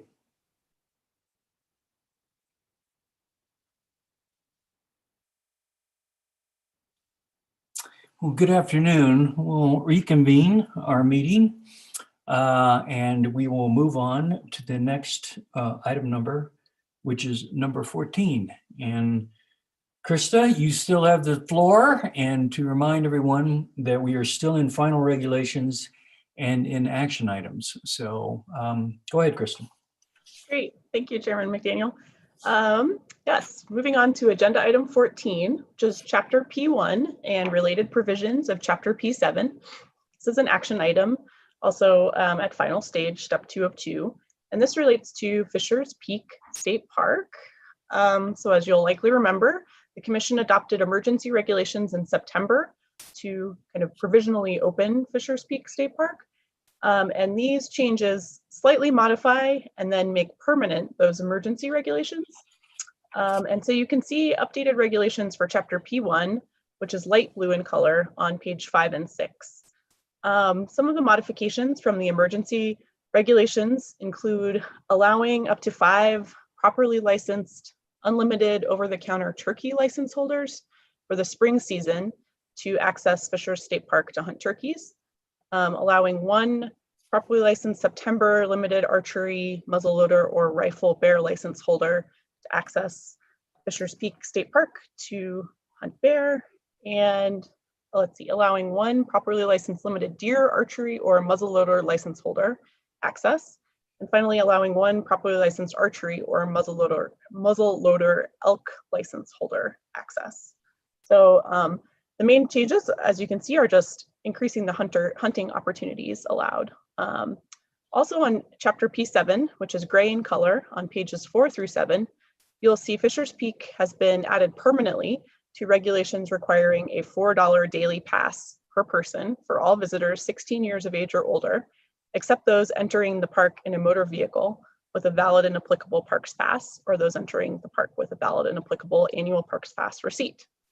So this essentially just makes those changes permanent, and so we can keep Fisher's Peak open in its current state as we continue the rest of the planning. That's all I have for you, Chair McDaniel. Thank you. Commissioner Schaefer. Thank you, Mr. Chair. Could you clarify what constitutes a special activity permit? I don't recall seeing that come along before. Is that just a license? Yeah, so that's a good question. Thank you, Commissioner Schaefer. We have these special activities permits, in other state parks as well. So this is something that's not just unique to this one, but it just allows, holders of that permit to conduct special activities, in this case, hunting in those hunting seasons.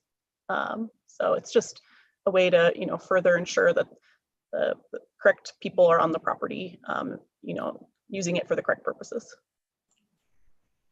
Great, and that's done, I'm assuming, through an application with the park manager, or I'm just wondering about the process there.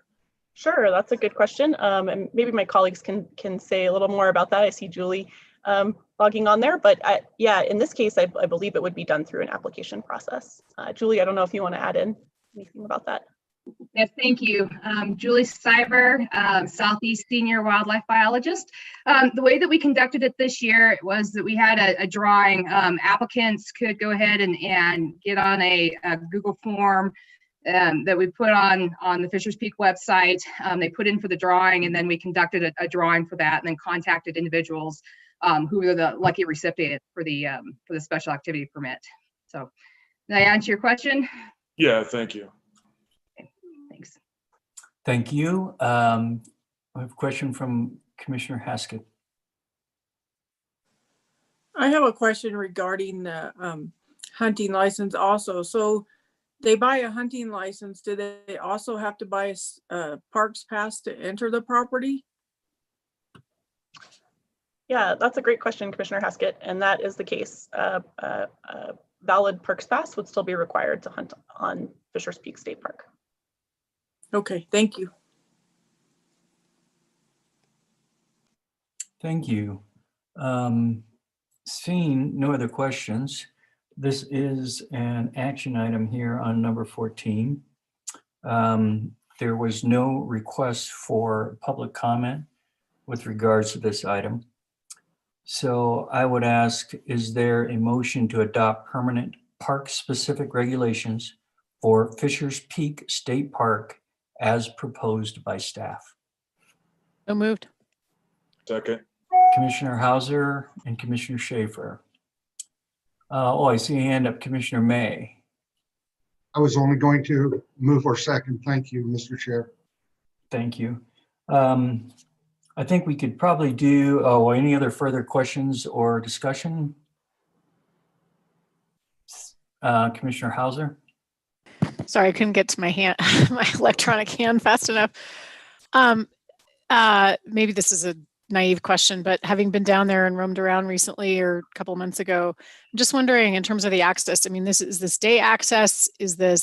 Can you camp on the property? I know there is a sort of a couple of structures there. I'm just curious how somebody is accessing this. Is it more than one day? Can you stay longer than that? There's just not a lot of infrastructure that's yet, so it's curious about that. Yeah, that's a good question, Commissioner Haskett. I'm assuming you're talking specifically about hunting and the hunting access. Sorry, yes, yep. So maybe I'll turn that over to Julie again. Do you have any more specific information about that, Julie? Yeah, so I was looking over the regulations again. Julie Stiver, senior wildlife biologist. We have it written that public access is allowed only from sunrise to sunset, except as otherwise authorized in a special activity permit. So it is day use, as my understanding, for hunters. No camping on the property right now, but the hunters can access the property outside of that sunrise to sunset based on the provisions in the special activity permit. And it's the park manager who's able to write the special activity permit and provide those regulations in there. Thank you. Thank you. With that, we have a motion and a seconded on the floor. No other further discussion or questions. I think we can do a voice vote on this one. So all in favor, say aye. Aye. Aye. All opposed, same sign. The motion passes unanimously. Let's move forward, Krista, to item number 15. Great, thank you, Mr. Chair. Agenda item 15 also deals with Chapter P7, passes permits and registrations. It's green in color. It's an action item, step 2 of 2. Starting on page 3, you'll see that we've changed the term capacity fee to high use fee. And we've also added Castlewood Canyon, Golden Gate Canyon, Highline Lake, Lake Pueblo, and Staunton State Parks to the list of parks that meet the criteria for high use. This additional $1 high use fee will generate additional revenue that will help to mitigate the extra expenses and resource strain associated with a high level of use by visitors, such as increased trash collection, increased resource damage, additional temporary staffing, additional wear and tear on facilities, etc., which are not offset by normal vehicle pass fees. Then on page 11, you will see changes to remove the time restrictions for a regional manager to reduce the fees for the use of campsites, cabins, yurts, and event facilities by up to 50% when determined necessary to encourage occupancy and otherwise increase use. Previously, such reductions had to be made March 1st each year, by March 1st each year. But those time restrictions have been removed as many regional managers wanted to address their fee reductions for the following year after seeing visitation levels for the summer. And so they wanted to do that in September instead of March. So this just removes those time restrictions. And that is all I have for you for agenda item, what are we on, 14? 15. 15. Thank you, Krista. Thank you. We have a couple of questions for you. Commissioner Touchton. Yes, thank you. Krista, and maybe Justin, if he's still around. My understanding is that this additional high use fee will just go into the general parks cash fund.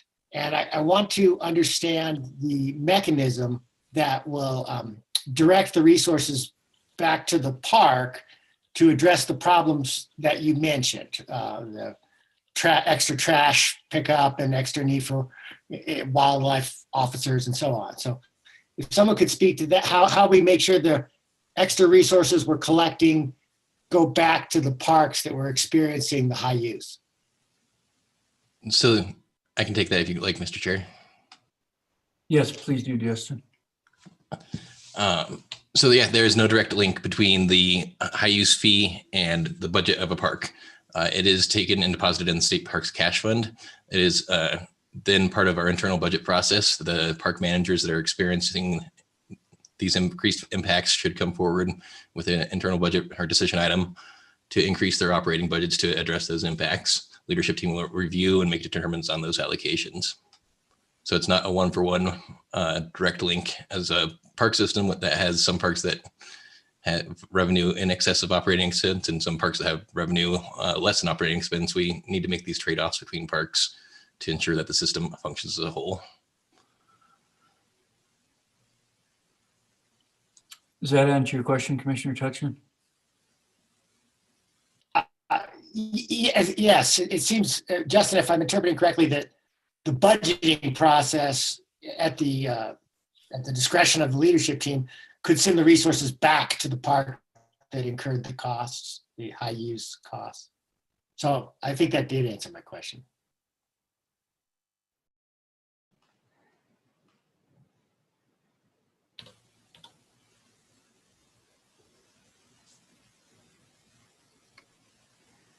Chair McDaniel, looks Commissioner Schaefer has his hand up. He's still on mute there, Commissioner Schaefer.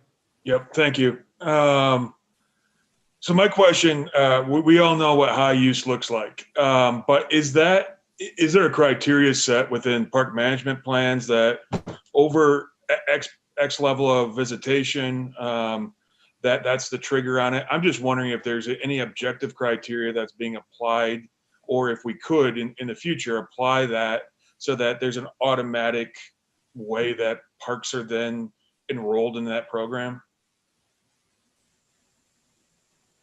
Yeah, I can try to address that. So that's a great question. There is not currently a set criteria for high use park. Essentially, these parks are kind of nominated through the region as, parks that are experiencing high use, and then, might need to be included in this. And so it's a regional process really to determine which ones to include or not. But to my knowledge, there is no specifically defined criteria, and we could certainly look into that in the future to address that issue.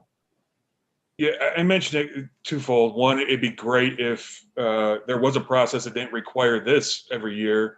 But secondly, whatever level of transparency you're showing our work, it's always beneficial to be able to show that approach for all the millions and millions of stakeholders that we have. Thank you, Commissioner Schaefer. I've definitely noted that, and we'll take that back to regulation managers. We can discuss that more. Thank you. Can you hear me, Dion? We can hear you. I can, Chair. I'm having some internet stability problems, so let me know if it gets worse and I'll try switching the network.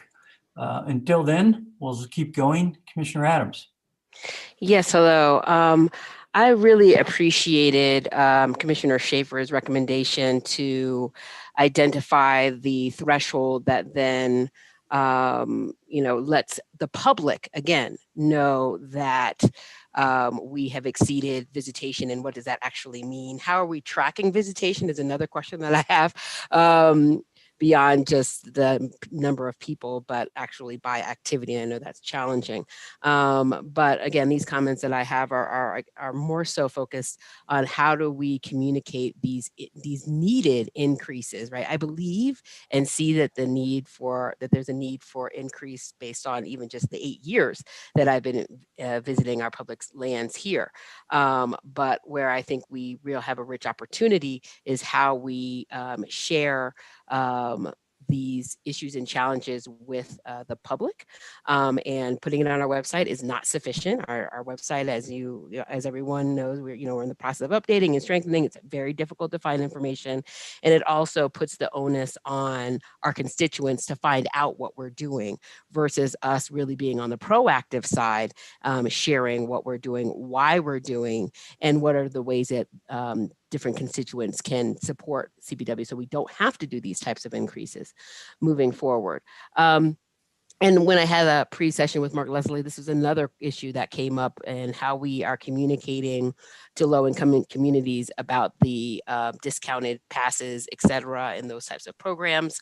Are we working with the Department of Human Health and Services? Are we working with other agencies that work very closely with low-income communities to ensure that we have a differentiated communication approach to ensure that those hardest hit continue to have access, as well as those who have means to afford an additional dollar can do so and understand the rationale. Thank you. Thank you, Commissioner Adams. I do not see any further questions or comments. This is an action item. So at this time, I would ask, is there a motion to adopt regulations related to daily vehicle pass fees and fee reductions as proposed by staff? So moved. Second. Thank you. Any further discussion or questions? Hearing none, I think we could voice vote this one as well. All in favor of the motion, say aye. Aye. Aye. All opposed, same sign. Hearing none, the motion passes unanimously. Let's move forward to item 16, Krista. Great.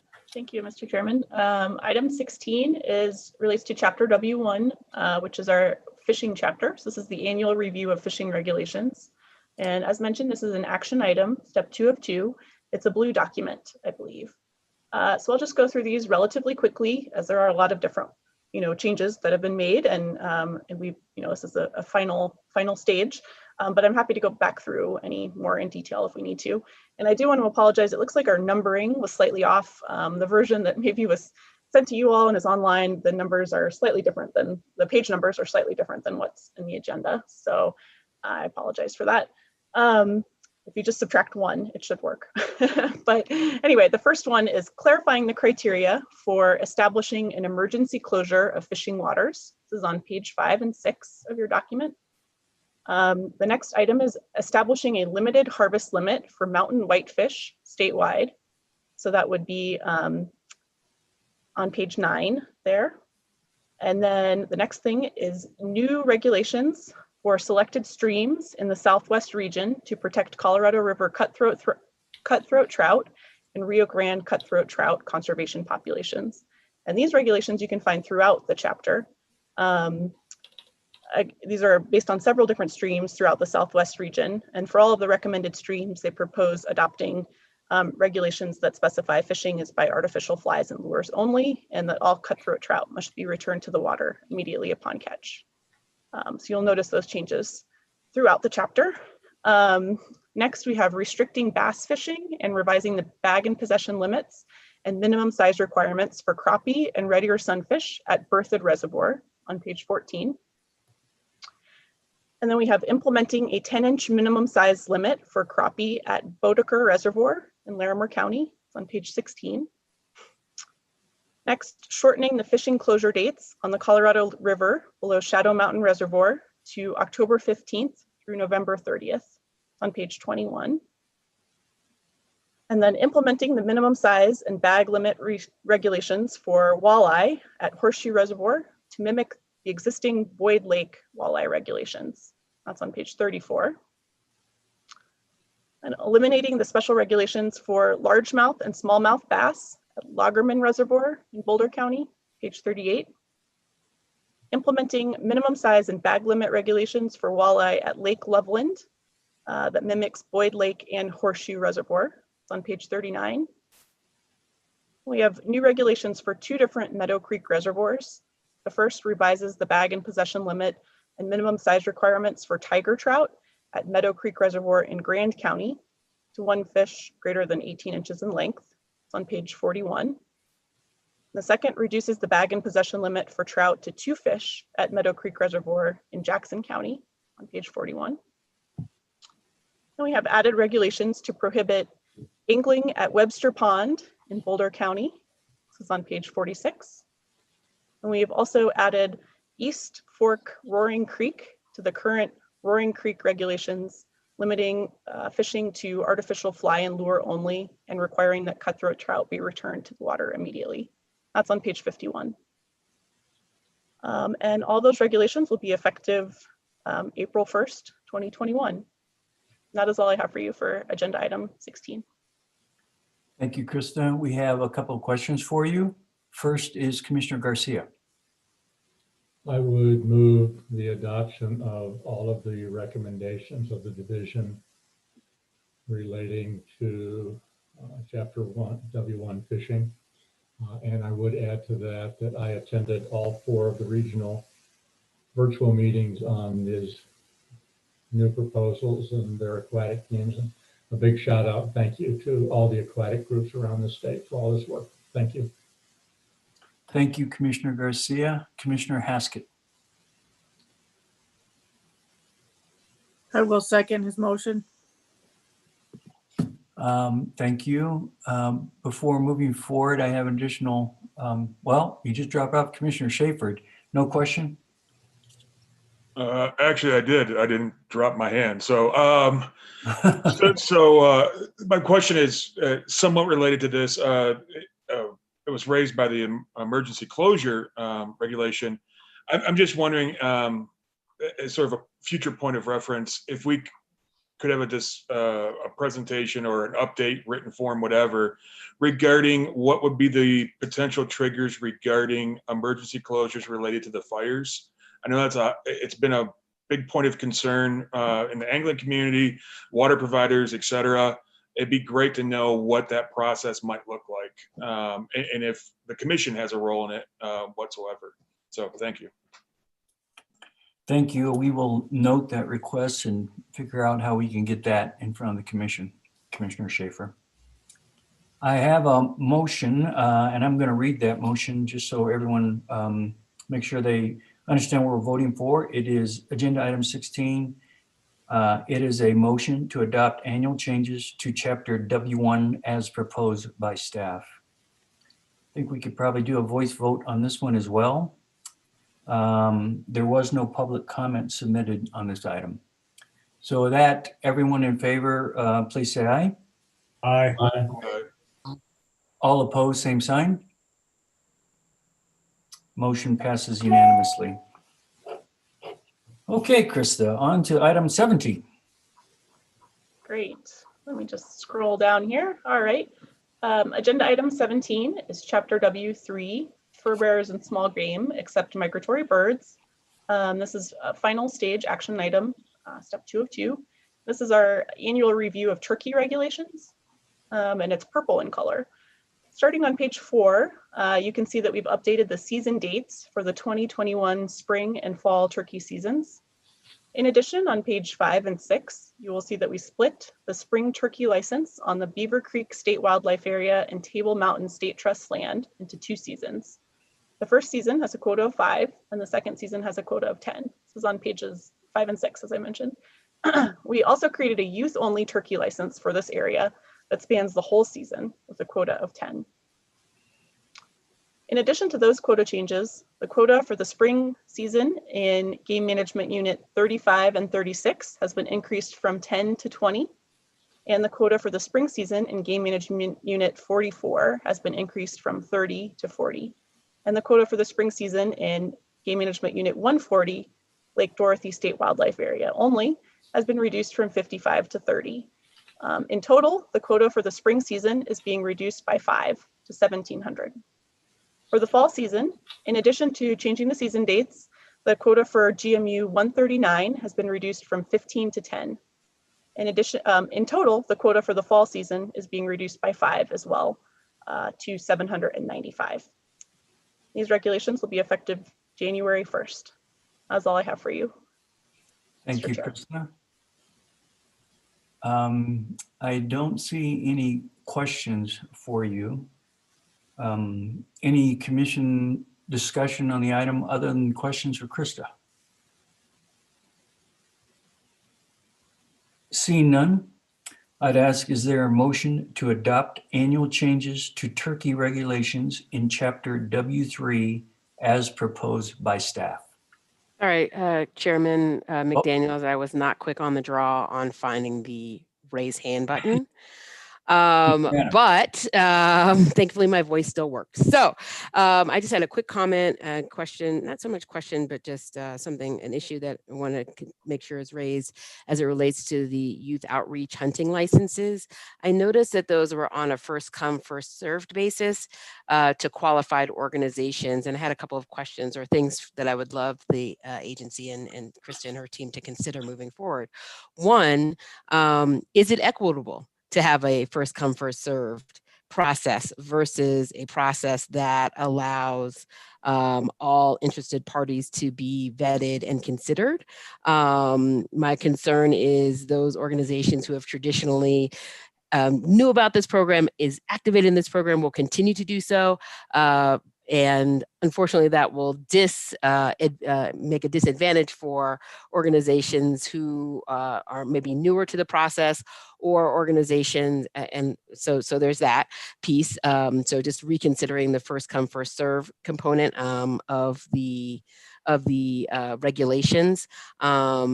Actually, yes, I do have an issue. I have a question about that. So is that something that has been considered? So that's one question. Two, as I think about diversity, equity, inclusion, and I'm curious to know what organizations are participating in this program and what youth are served. Youth is not a monolith, right? So I would love to know the more demographic information about the youth participants, specifically race, ethnicity, and geography. And unfortunately, until the issue of first come, first served is addressed, I will, not be able to support this motion. Thank you, Commissioner Adams. Krista? Yeah, those are great questions, Commissioner Adams. I don't have that information right off the top of my head, but I will definitely commit to getting back to you with that information. Sorry that I don't have that available right now. Maybe some of my colleagues can speak to more about that, but we can certainly get back to you with that information. Thank you. I appreciate that. And again, I apologize for not asking this question when I did my pre-work through with Mark Leslie. So I apologize for not setting up that question in advance, but certainly information, grain sizes, data points that are going to be essential as we think about diversity, equity, and inclusion for youth participants. Thank you. Thank you, Commissioner Haskett. Thank you, Chairman McDaniel. In this particular area, I can answer a little bit of that. We have a youth hunt here every year, sponsored by CPW. It is advertised in the paper. I believe that there is a CPW press release about it. I see it numerous places right now. I can't recall exactly where those are, but I do know that it is publicized widely and several youth benefit from it every year. And with that, I'll make a motion to accept staff recommendations. Thank you, Commissioner Haskett. Second, Commissioner May. So I have a motion on the floor. Any further discussion or questions? Sorry, this is Commissioner Adams again. Although I appreciate the anecdotal information provided by Commissioner Haskett, I have never received any information about a youth program for this particular activity as an outdoor Afro leader for Colorado. And so again, I want to make sure that we're filling any gaps in the communication of these opportunities. Again, saying that, we have to go to people's websites, and our website is not sufficient when it comes to, really making sure that we are also going to organizations, and particularly, again, we need to know who is participating in these programs and in order to ensure that all youth have an equitable opportunity to participate. Thank you. And I look forward to those data points on who is participating, both from the youth side as well as the organizations that are leading and collaborating with CPW. Thank you. Thank you, Commissioner Adams. As we have a motion on the floor, I will call for a vote. A motion in a second. I'll call for a vote. Let's do a roll call on this one. Laura, could you execute that for us? Yes. Adams? No. Fleckta? Yes. Garcia? Yes. Haskett? Yes. Hauser? Yes. May? Yes. Phillips? Yes. Schaefer? Yes. Touchton? Yes. Vardy? Yes. Chairman McDaniel? Yes. Motion carries. Thank you. With that, let's move forward to agenda item 18. This is a citizen petition, and I believe we have the petitioner queued up to speak. Is that you, Jody, who's going to bring him forward? Actually, I can take that. Maybe I can just introduce the petitioner. Thank you, Mr. Chair. Okay, go ahead, Krista. And by the way, I'm having difficulty here on my internet. I'm going to shut my video off here, see if that helps the situation for a few minutes, but I can still hear you. Sounds good. So as the chair mentioned, this is a citizen petition related to Chapter P8, more specifically Regulation number 800K. This is an informational item right now. So as mentioned, the petitioner is here, Mr. Weiser, and he would like to present his petition. So with your permission, Mr. Chair, I'd like to turn it over to him. He does have a PowerPoint presentation, so I'll just go ahead and display that. And Mr. Weiser, feel free to direct me when you want me to change the slides as well. Thank you and welcome, Mr. Weiser.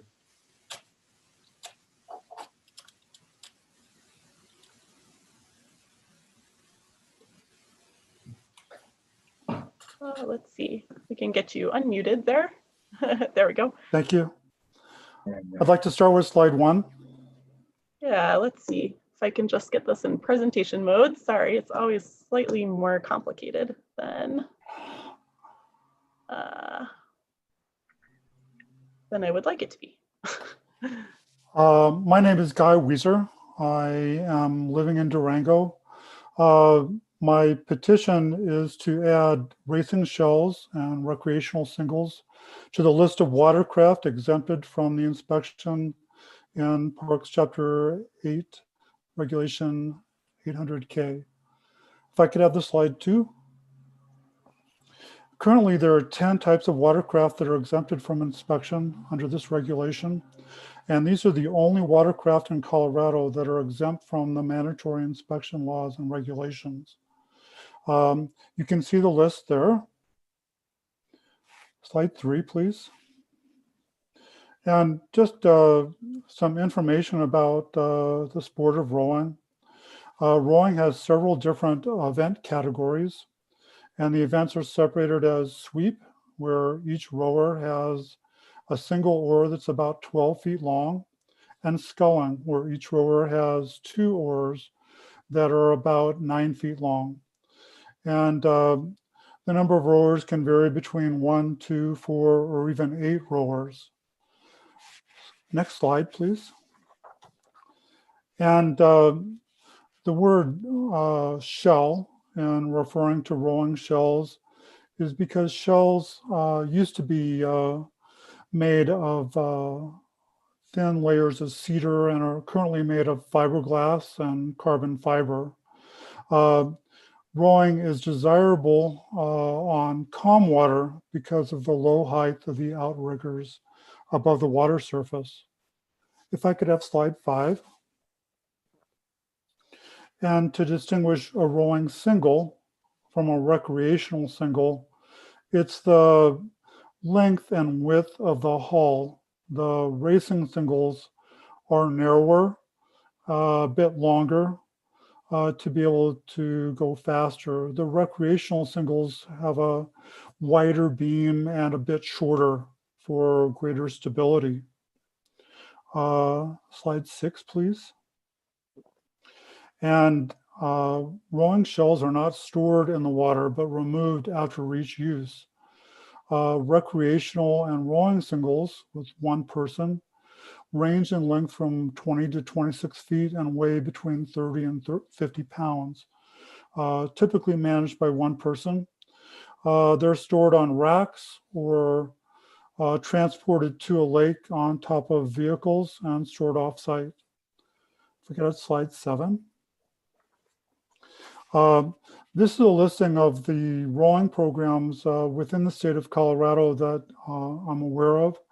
Most of them are clustered around the Denver and Boulder area, but they are spread out in other areas too, such as Durango.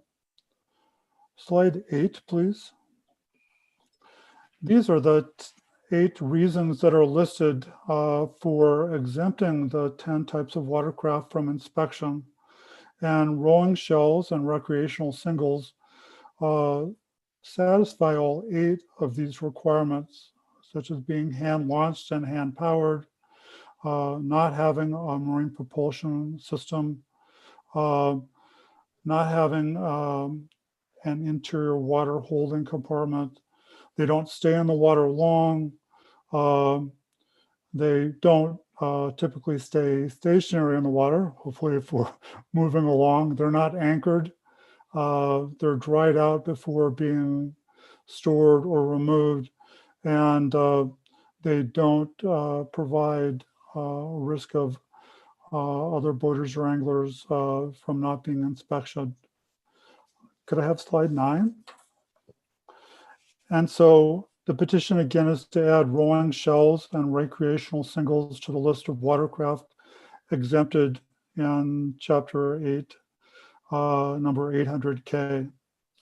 If there are any questions, I'd be glad to answer them.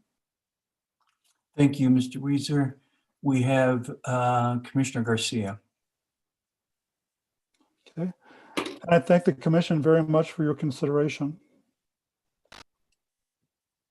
Am I back on? Are we? There we go. Yep. I can hear you.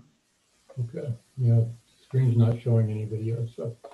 So I get to bring another photo. So I don't understand.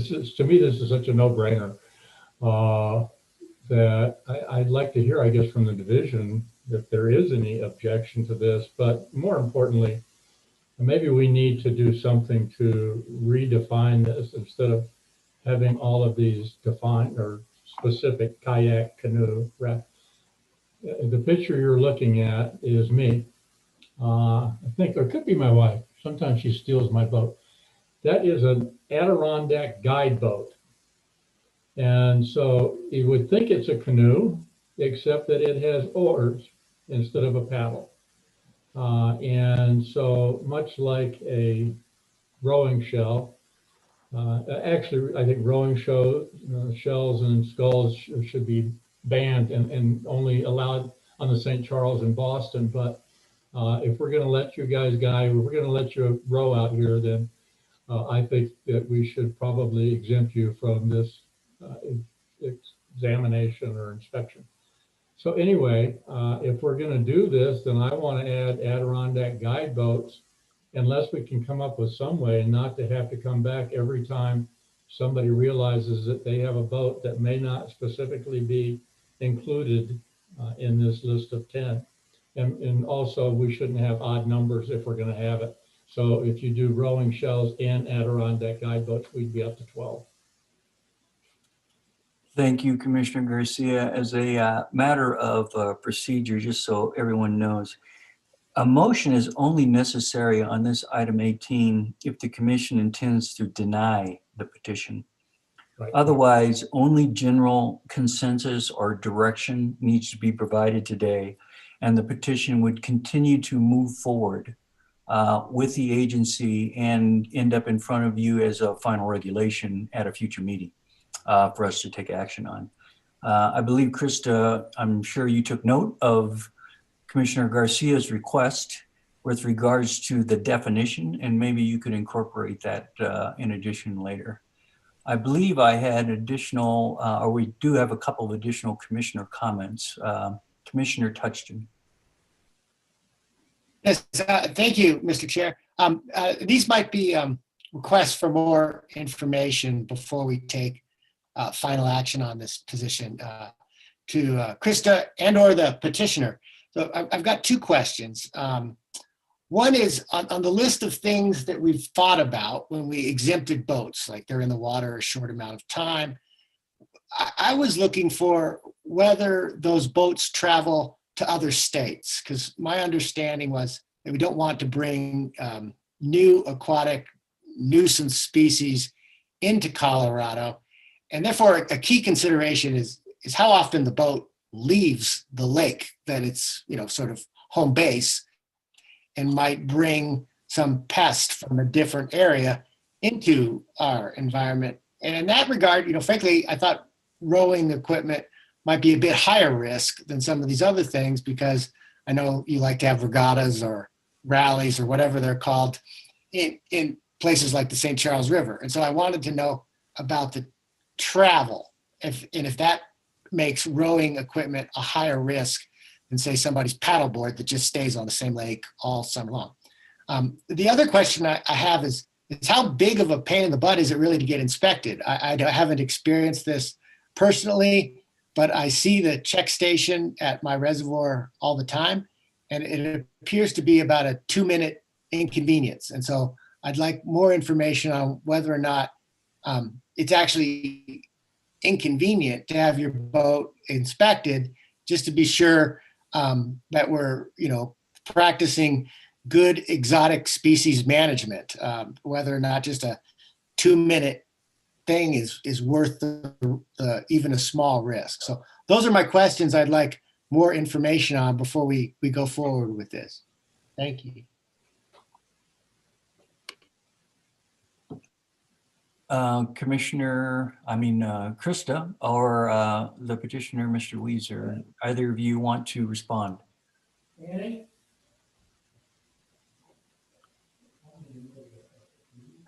I don't have firsthand knowledge with either of those questions, but I can look into it more. Mr. Weiser, I don't know if you would like to respond at all to either of those questions from Commissioner Touchton.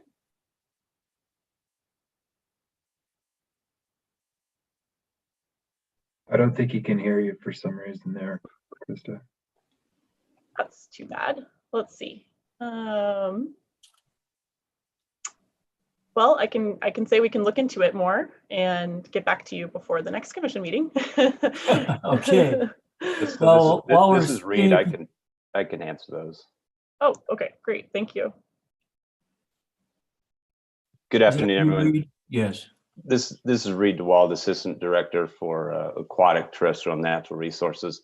To the question, a lot of that answer depends on the biological action of the invasive species itself, and not necessarily crossing state lines. We find that vessels that are moored for overnight or longer tend to have a higher incidence of mussel attachment of live mussels, and then bringing those into the state. So it's not necessarily the interstate transport, although that is a concern. It's more the mooring overnight of a vessel that's more concerning. We find with these racing shells that by their very design, they're designed to shed water, to cut through the water, and thus mussels don't tend to attach very readily to them. Similar to a paddleboard, they don't tend to attach to a paddleboard very readily either. So we consider these a low threat vessel. Commissioner Touchton, I think that answered your question, but if further clarification, I'd be happy to give that. Thank you, Reed. Also, how the other part of my question though is how long does an inspection take? How inconvenient is it really? It really depends on the size of the vessel. Some of these larger houseboats could take days, but an average inspection is 10-15 minutes, and Maybe at John Martin, where there wouldn't be a lot of traffic, it would be even less. But we do find some of the busier urban reservoirs or more populous reservoirs or parks, we can build up quite a line as the summer progresses, and that's where it comes to be a little bit of an issue, is just the queue to get an inspection, just due to volume. The inspection itself on a vessel like this would take minutes, but waiting in that queue could take a considerable amount of time to people, and that's where we tend to get the complaints. Thank you, Reed. Commissioner Blecka. I was just going to say, I think we should move forward with the petition. Because it's like Commissioner Garcia said, it's a no-brainer. It's a non-motorized watercraft. It's very low-key compared to everything else that we put on the water in Colorado. And I also agree that we should probably look at maybe a more inclusive structure, process for this. But I'd like to see it move forward. Thank you. Thank you, Commissioner Blecka. I have not heard opposition to the petition yet, nor a motion to deny it. Are there any other questions for either Mr. DeWalt or Krista? Seeing none, I think that will bring this item to close. Krista, you've reached or received some consensus and some direction. So with that, we will move to the issue identification portion of our agenda. These are non-action items, typically step 1 of 2. So these will be things that we'll address in our next upcoming January meeting.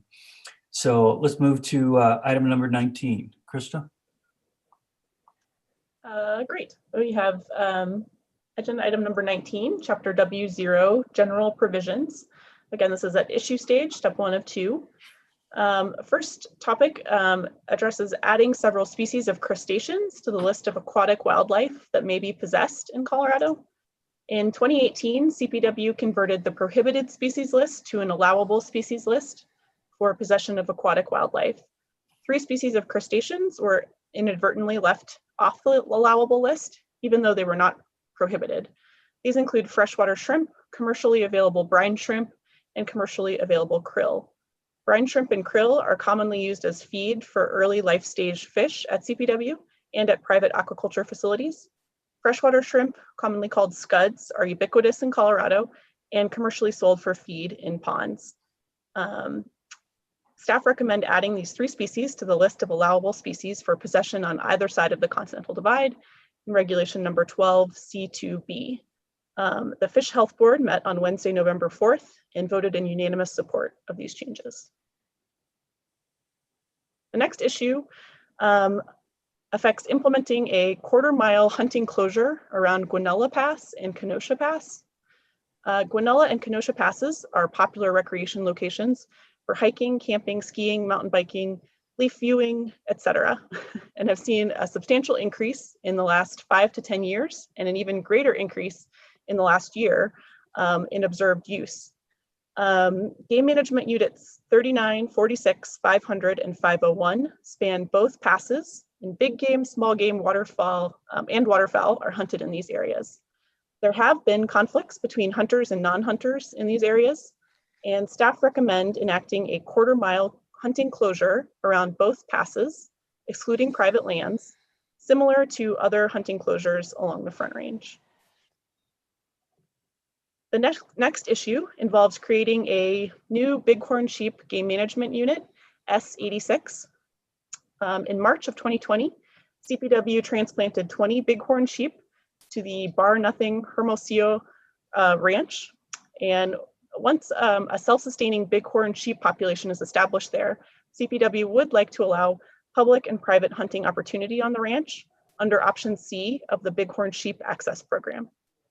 However, the ranch and surrounding areas are not currently located within the boundaries of an existing bighorn sheep game management unit. So staff proposed creating a new bighorn sheep game management unit called S86, Pucharis River, with the same boundaries as the big game management unit 128. And that is all I have for you, Mr. Chair, for agenda item 19. Thank you. Take some commissioner questions for you first. We also have a public comment on this item. So we'll start with the commissioner questions. Commissioner Touchton. Yes, thank you. Krista, on the closure at Guanella and Kenosha Pass, a quarter mile seems small to me. That's a lap around the track.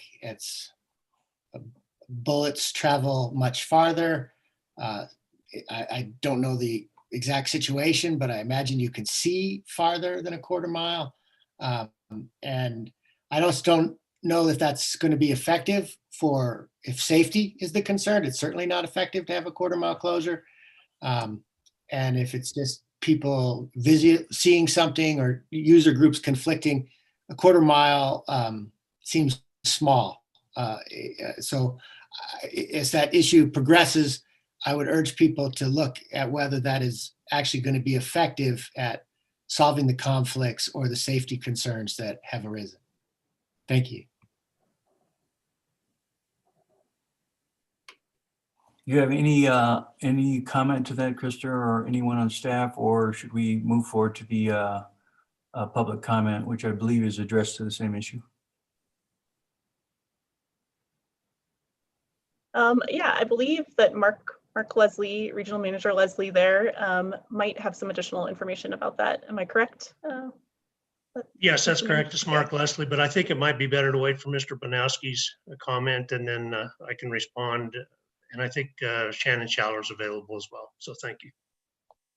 Okay, Krista, can you get Mr. Banowski on for the public comment? Sure, I can help with that. Oh, there she is, Jody. How are you? Jody Kennedy, Public Involvement Planning Specialist. Good afternoon, Chair, Commissioners. Yes, I will help with public comment this afternoon. So Steve Banowski from Colorado Mountain Club is here on the Zoom. And Steve, it looks like you're unmuted. Would you like us to turn your video on? If you'd like to do that, that's fine. I'm in my basement though, so there's no fancy background. There's no judgment of backgrounds here. Okay, well then we'll go ahead and send you a notice and ask you if you'd like your video enabled. There you go. So Steve, you've got 3 minutes to provide comments and I will keep track of your time and let you know if you run over. Okay, thank you, Jody. And thank you very much for your assistance through this process. My name is Steve Banowski from Lakewood. I'm here today on behalf of the Colorado Mountain Club. The club was founded in 1912. We are the oldest and largest outdoor education, recreation, conservation group in Colorado. We have about 7,500 members statewide, and surprisingly, our membership has gone up by 500 since the beginning of this year, pandemic and all, so we're very pleased with that.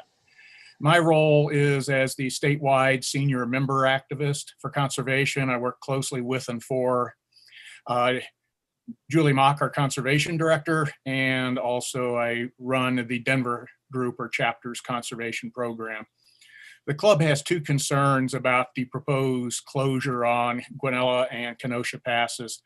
One, we'd like to bring to the commission's attention that back in January, you did provide funding for a major trail planning grant that includes trail planning and habitat protection called Outside 285.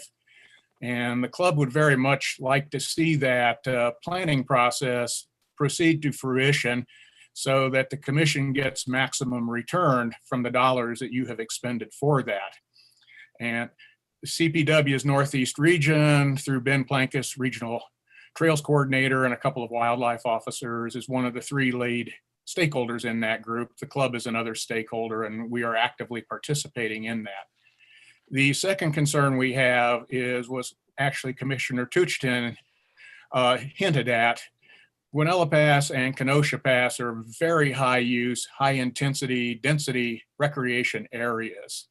And to echo his comments, a stray bullet's not going to stop at a quarter mile. The club thinks that a 1 mile cushion, maybe even 2 miles would be more appropriate here.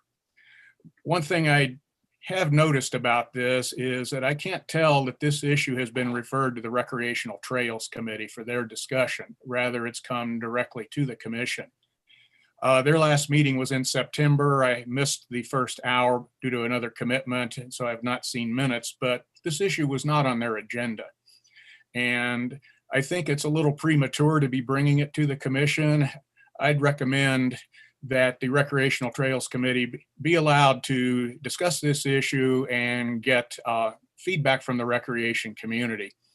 One of the problems, and I think we've learned our lesson from the state wildlife access issue, area access issue, is that this is a major potential recreation issue, but it's buried in hunting regulations. And so it's a matter that we found it by simply going through your agenda with a fine-tooth comb, so to speak.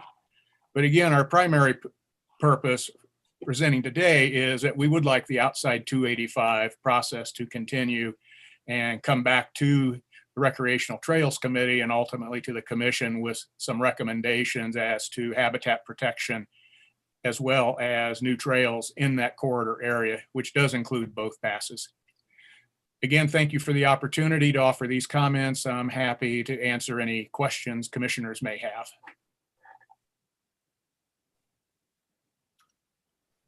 I don't see any questions, Mr. Banowski. Wait, Oh, there you are, Commissioner Blecka. sorry, I couldn't find the button. And then I didn't realize I wasn't unmuted or whatever. Anyways, I just want to say, as a liaison, the commission liaison to the State Trails Committee, I feel like this is the 285 biking trail thing they were talking about, right? That bike trail complex. Sorry. I feel like the Trails Committee has done their due diligence with that project and really like reaching out to the stakeholders more so than maybe a lot of other projects in the past, and really put a lot of effort into this. And I do agree with you that I think you should reach out. This should go to them to discuss that, since they put a lot of time and a lot of effort into this project already, and listening to everybody to get everybody on the same page. So I just want to put that out there, that it wasn't anything in disregard, nor was it anything like unintentional. So thank you. Yeah. Mr. Chair, can I respond to that very briefly? Yes, Mr. Banowski. I appreciate the commissioner's response, and the club is very appreciative of the outreach that's being done by the planners for the Outside 285 project. And we are very pleased to be a part of that process. But it's much more than just mountain biking trails, even though the primary applicant was the Colorado Mountain Bike Association. Outside 285 is looking at trails, habitat protection, wildlife corridors, and really working with the South Platte Ranger District to come up with an almost district-wide plan. And again, CPW is part of that. So, but again, I appreciate that comment. Thank you, Mr. Banowski. Commissioner Touchton. Yes, thank you, Chair. Mr. Banowski or perhaps Mark, I guess, this process that's ongoing sounds like it might resolve the issue, and it sounds like it's got good participation. My remaining concern then is whether there's an ongoing safety problem that would, in other words, that we should have a closure while some of these trail planning processes continue, but whether, hunting too close to these popular areas is making a safety concern. So that's kind of what I'm interested in more information on, and if whether that's occurring now so that we might not want to wait to address that. Northeast Regional Manager Leslie, would you like to respond to that? Absolutely. Thank you. Mark Leslie, Northeast Region Manager. And I'll be honest, I see these as two different processes. The Outside 285 planning process, I think, is very important. We're working with COMBA and the Trails Committee to plan and look at exactly what Mr. Banowski was talking about: habitat protection, travel routes, uses on those things. It's actually a kind of a landmark process for COMBA and CPW to be sitting down together to plan a large scale planning process. But I feel like that's a different situation and planning process than this closure that we're proposing on Guanella and Kenosha, because right now, if you look at the current status of those roads, we have a 50-foot from the center line closure. So you can't shoot a rifle, shotgun fire in a single slug, or archery within 50 feet of the center line. So this is a quarter mile on each side of the center line of the road. And we have had a few conflicts between hunters and non-hunters. They're not necessarily safety related conflicts. They're just use related conflicts that non-hunters don't want to see hunters out and about on the mountain. And a quarter mile closure given Kenosha and Guanella, we think satisfies and would address those issues. There are other laws in place, obviously safety laws, careless discharge of a firearm, not shooting from or across a road, those kinds of things that are in place right now. And we don't see this as a situation that demands a mile or half a mile closure or 2 mile closure. So we feel like we're taking a step in the right direction to be proactive, to try to address conflicts with hunters and non-hunters up in this area. The other thing that we have is we've got goats and sheep that are in some cases accessible, but they're within half a mile of the road, let's say, and accessible. And we would like to be able to harvest those sheep and goats in those areas because it's a resource that we need to manage, and we use hunting as our main tool to manage that resource. So I hope that helps a little bit, but if there are any other questions, I'd sure be happy to address them. Thank you, Mr. Leslie. We've got some further commission questions, so hang tight, don't leave yet. Commissioner May. Yes, thank you, Mr. Chairman. Mark addressed most of my thoughts. I was somewhat confused by the quarter mile closure, but it is actually a quarter mile on the underside. I'm sorry, a quarter of a mile on each side of the center line of the roads, or something like 3 to 5 miles along the roads. And my question would be, how would that affect trails? Are there trails that run parallel to the roads, or this is such a small area? The question I had is, how does this impact the trails, for my clarification? Thank you. Well, I don't think it'd impact trail usage at all, Commissioner May. I believe that people still will utilize any trails that are within that closure. Hunters will just have to walk out a quarter mile from the road before they begin hunting or attempt to take an animal in that regard. So I don't think there'll be any usage impacts on trails at all. Thank you, Commissioner Garcia. Thank you, Chair. Mark, just a quick question on timing. So if we pass this today, this quarter mile closure would be implemented next season? This is an informational item. Yes. I think what someone was just referencing, this is issue identification. So it's today is just for feedback, Commissioner Garcia. It would be voted on in January. Okay. And it would, I understand that, but would be looking at the 21 season. Is that correct? Yes. Okay. And if we delay and we can't get to it because we want to do more studies, whatever, could possibly affect and not be able to do anything for the 2021 season. Is that fair, Mark? I think it is fair. And that's why we want to put it on the docket, right? To have a discussion on it. Okay. And that's why I think it's important that we get this done, and if people want to do further studies and come back to Mark in the future. But if we don't move on this, then in 2021, we'll have 50 feet instead of a quarter mile. Thank you. Thank you, Commissioner Garcia. I don't see any other or further questions. So thank you, Mr. Bernowski, for your comments today. And thank you, Mark. And so this will, Crystal, you'll take those comments back and we'll move forward. We are at 2:20 and our break is at 2:45, or about 25 minutes ahead.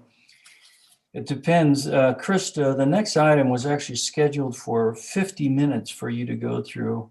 I think we can do it about 40 or so, then just move our break till 3 o'clock. We can certainly try. Mr. You'll give Chair. it the best college try? Sure. Okay. Yeah. Agenda item 20, Chapter W2, Big Game. This is issue stage, step 1 of 2. And As you can see, we have lots of issue papers. We've tried to separate them a little bit. We'll start first with the ones that address multiple species. The first issue paper involves changing the application deadline dates for the secondary draw and the fall turkey draw. This is statewide. Staff proposed changing the application deadline for the secondary draw to the last business day of June annually. While this change would result in shortening the application period from 1 month to 2 weeks, it would allow more fail-to-pay licenses from the primary draw to be placed into the quota pool for the secondary draw, instead of being held and placed on the leftover list. It would also allow staff to run the secondary draw earlier in the year, which would allow licenses to be shipped to successful customers earlier, giving customers more time prior to the start of the season to return their license for a refund or exchange if desired. Similarly, staff proposed changing the application deadline for the fall turkey draw to the last business day in May annually, and adding the fall turkey license to the list of eligible qualifying licenses for participating in a limited big game drawing.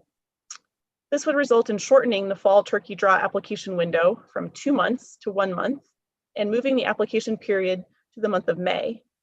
This would allow fall turkey licenses to be used as a qualifying license for the secondary draw application. It would also allow staff to run the fall turkey draw earlier in the year, providing additional time for customers to return the license for a refund or an exchange if desired. Finally, it also brings the length of the fall turkey application period in line with the length of the application periods for the draws of other species. Moving on to the next issue paper, we have standardizing the mandatory check form regulations across species. Again, this is a statewide issue. CPW requires mandatory reporting for several types of hunting licenses and species. Sports persons are required to fill out a mandatory report regardless of whether they harvest an animal, if they hold any type of license for mountain goat, bighorn sheep, and moose, or an auction or raffle license for deer, elk, and pronghorn. For these types of licenses, sports persons who do not harvest are required to submit a questionnaire which asks for details about where and how they hunted. Mandatory reports are also required for any bear, mountain lion, or bobcat harvested in the state. The mandatory report form asks for the location of the kill or trap, in addition to several other questions. This information is used for law enforcement purposes, as well as for collecting biological data. However, in some cases, hunters incorrectly fill out the questionnaire and check form in order to conserve the anonymity of their hunting area. And this has significant consequences for population monitoring, as well as for law enforcement. Staff propose adding regulation number 209G, stating that for big game species requiring mandatory reporting, all questionnaires and check reports shall be accurately completed by the hunter. This would ensure consistency among all the big game species that require mandatory reporting. And staff also recommend making this change for bobcat, which would be in chapter W3. Moving on to the next issue, we'll move into more of the species specific issue papers, starting with deer. So we have 3 deer issue papers for the Northeast region. The first one is changing the season closure date for hunt code DM391P5R to November 30th. Hunt code DM391P5R includes game management units 391 and 461, which contain very little huntable public land. A high proportion of bucks in these game management units concentrate on private land. The buck to doe ratio is above objective, and the prevalence of chronic wasting disease is estimated at 5.4% in adult male deer. To increase buck harvest, staff recommend extending the closure of the season for that hunt code to November 30th and maintaining the opening date as the start of the second rifle season. Lengthening the season will standardize the private land only season structure with adjacent GMUs, provide additional hunting opportunity, and increase buck harvest, which is recommended to reduce the buck doe ratio and impact chronic wasting disease prevalence. Next, we have creating a private land only antlered and antlerless licenses in Game Management Unit 102. Private land accounts for the majority of land in Game Management Unit 102, yet much of the hunter harvest occurs on public land. Deer are concentrating on the private lands, which raises concerns about chronic wasting disease, and there have been complaints about overcrowding on the public lands in recent years, as license numbers have been increased in an attempt to manage chronic wasting disease. To reduce crowding on public lands and to offer more opportunity on private lands. Staff recommends establishing limited private land only antlered and antlerless licenses for the regular and late plains rifle seasons. And moving on to creating season choice whitetail only deer licenses in game management units 87 and 88. In 2012, whitetail only deer licenses were issued for game management units 80, 89, 90, and 95 to reduce whitetail deer numbers in the D5 deer herd, which is managed primarily for mule deer. Game management units 87 and 88 were originally excluded. To increase opportunity to harvest whitetail deer without increasing hunter crowding, staff proposed adding game management units 87 and 88 to the current season choice whitetail only deer licenses. Including these game management units would help to achieve harvest objectives and reduce chronic wasting disease, which is high in this herd. Next, we'll move to the Northwest region. We'll look at the next 3 issue papers together.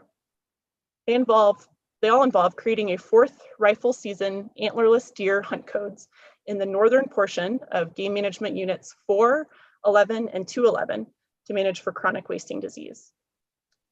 Game management unit 4 provides critical winter range for the D2 deer herd, yet has chronic wasting disease prevalence rate of 23.9%, with a hotspot detected in the northern portions of this unit. In accordance with the chronic wasting disease response plan, staff recommends creating a 4th season antlerless hunt code specific to the northern part of game management unit 4 to meet herd management plan objectives and to reduce CWD prevalence and high deer densities in this area. Similarly, game management units 11 and 211 provide critical winter range for the D7 deer herd, yet have a chronic wasting disease prevalence of 11.3% and 26.7% respectively, with hotspots detected in the northern portions of the units.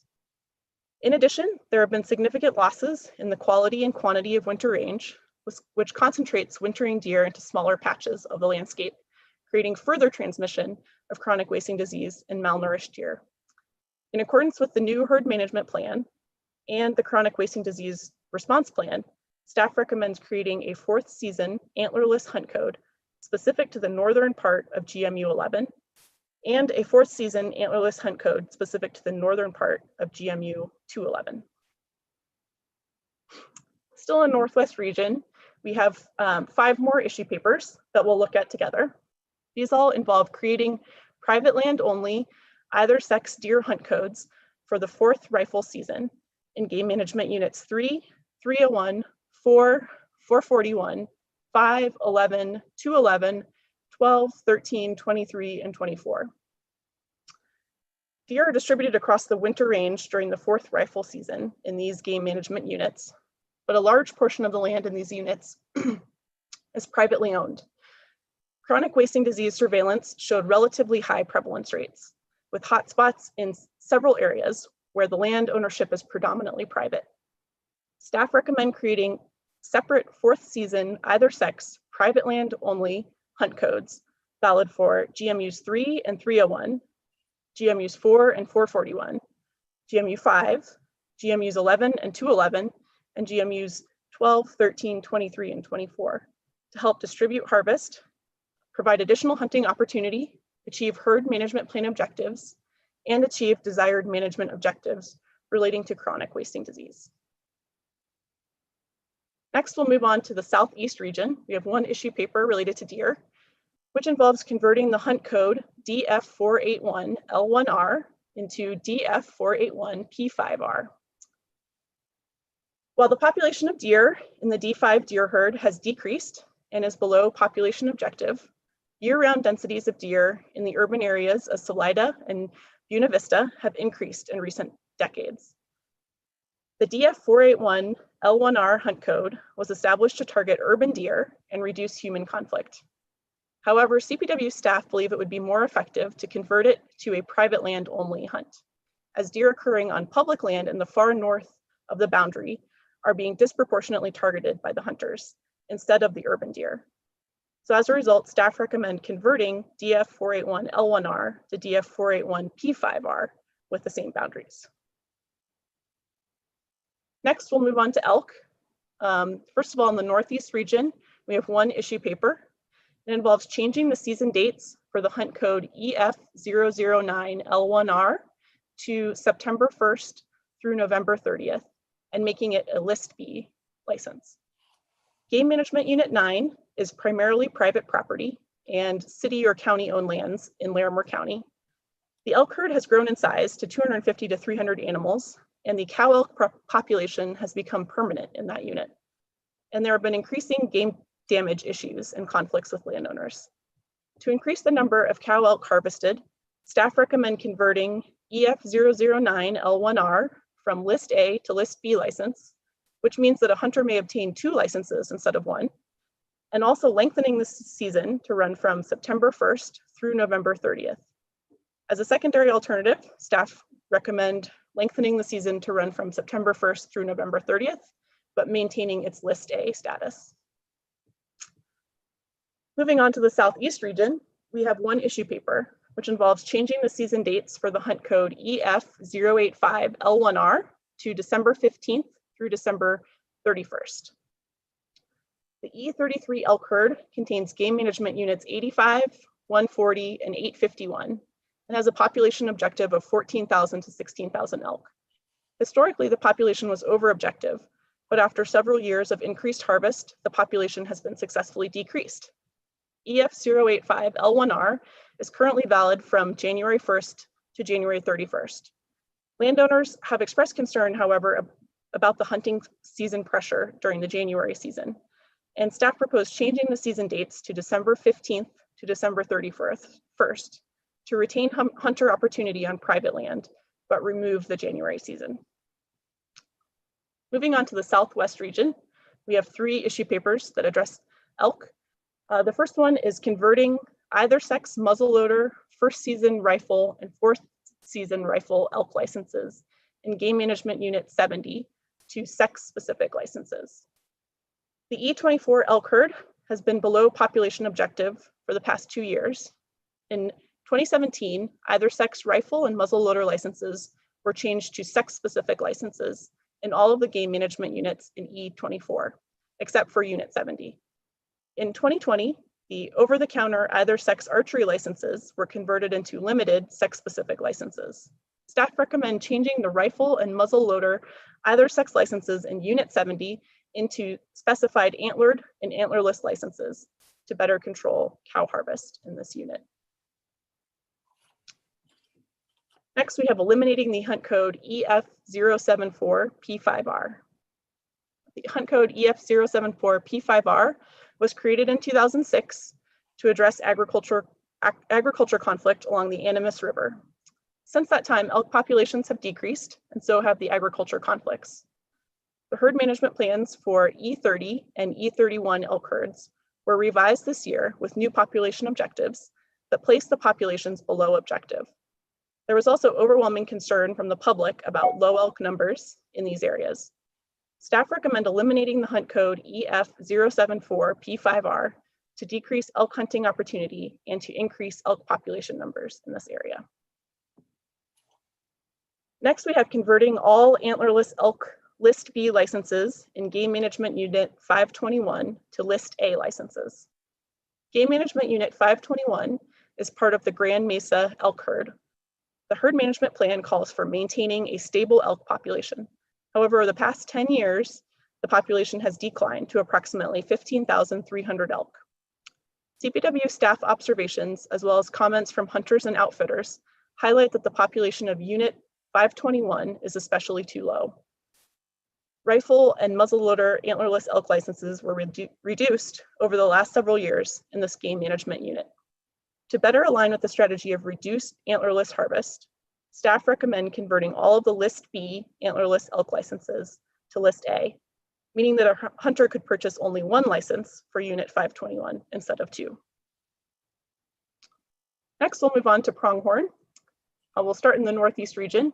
We have one issue paper related to creating a late season private land only doe pronghorn hunt code for game management units 89 and 95.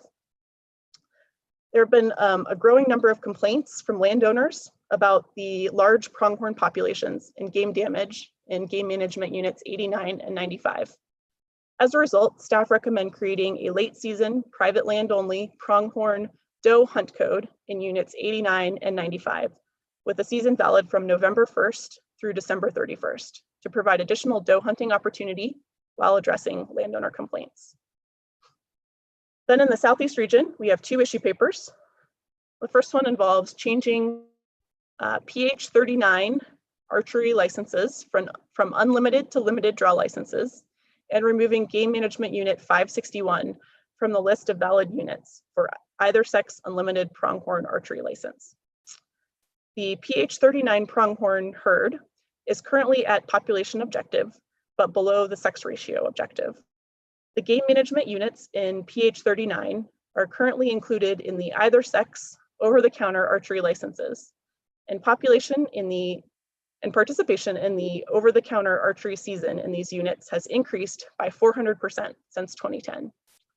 As a result, there are concerns with hunter crowding and pronghorn being pushed onto private lands. Staff recommend removing game management units 48, 56, 481, and 561 from the list of units valid for the over-the-counter archery pronghorn license and creating limited draw-only licenses valid for units 48, 56, and 481 only. Staff recommend leaving off unit 561 entirely because pronghorn are not readily found there. Next, we have adding buck and doe private land only hunt codes for PH 18 primary rifle season. The PH 18 pronghorn herd is located primarily on private land. There's less than 7% of the land is available for the public, to the public for hunting. High numbers of hunters purchase leftover licenses and hunt on the limited public lands, creating hunter crowding and poor quality hunts. During the recent herd management planning process, stakeholders recommended limiting the number of hunters on public lands. As a result, staff recommend creating private land only buck and doe hunts to help focus harvest on private lands where the majority of the pronghorn are found. Next, we'll move on to moose. The first issue paper involves creating bull and cow moose hunt codes for game management units 25, 26, and 231.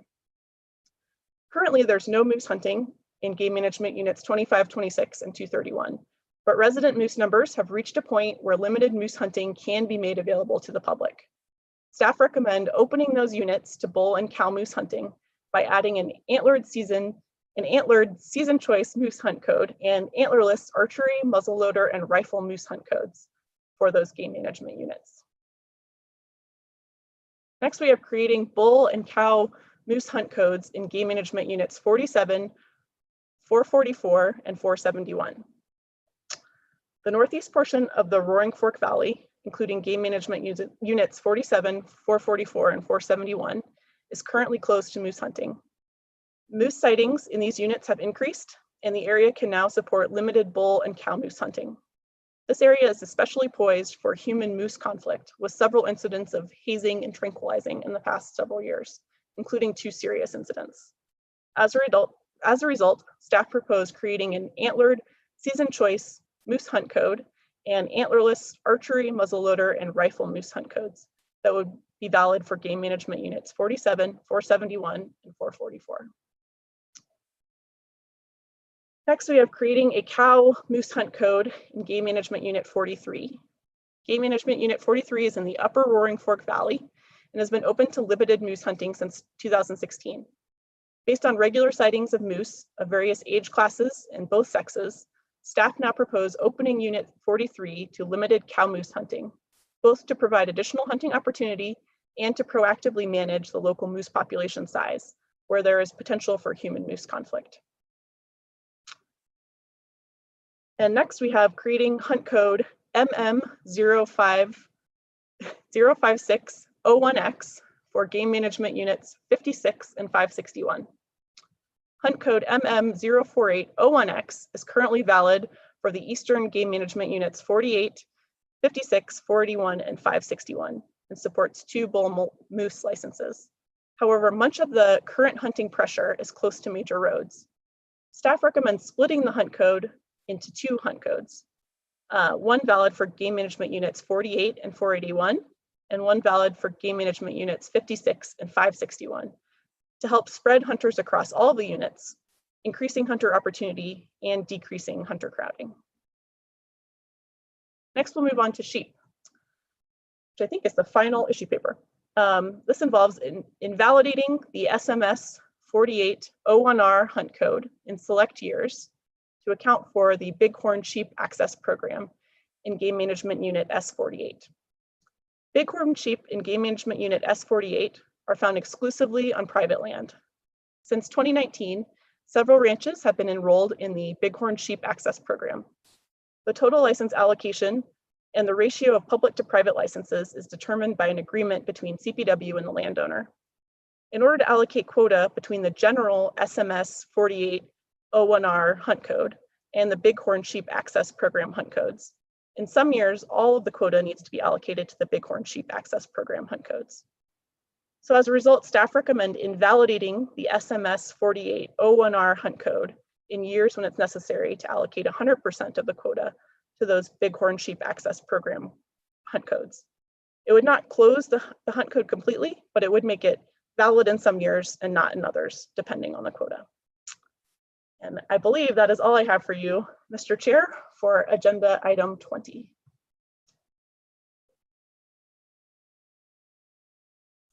Unmute myself. Excellent job.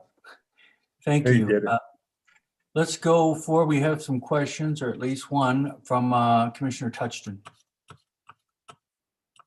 Yes, thank you, Mr. Chair. Well, my first, I guess it was a suggestion or a request is Krista did a heroic job, but I would love us to be able to figure out a way to break presentations like we just heard into smaller units to allow some discussion instead of when you have 20 somewhat unrelated things together, it inhibits discussion to try to wait until the very end to go back. But so I'd like to strategize at some point about how maybe we could redo the agenda so we don't have such giant chunks of material. That point aside, from what I remember trying to take notes was there was a question asked about where staff had sort of a choice about making, I think it was a deer license in one case, it might have been a different species in another case, whether they wanted it on list A or list B, with list B being one individual could buy 2 licenses and list A being one individual gets 1 license.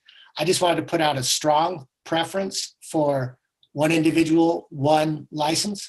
That's just my thought, that I would like hunting opportunities spread among more people rather than someone getting 2 chances, which probably since they're buying 2, they're pretty good at it already.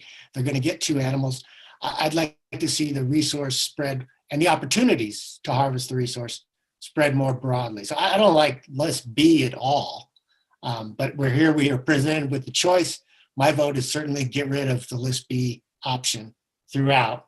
On all the issues where chronic wasting disease was raised, and again, there were multiple deer herds, and so I'm just going to have to generalize my concern.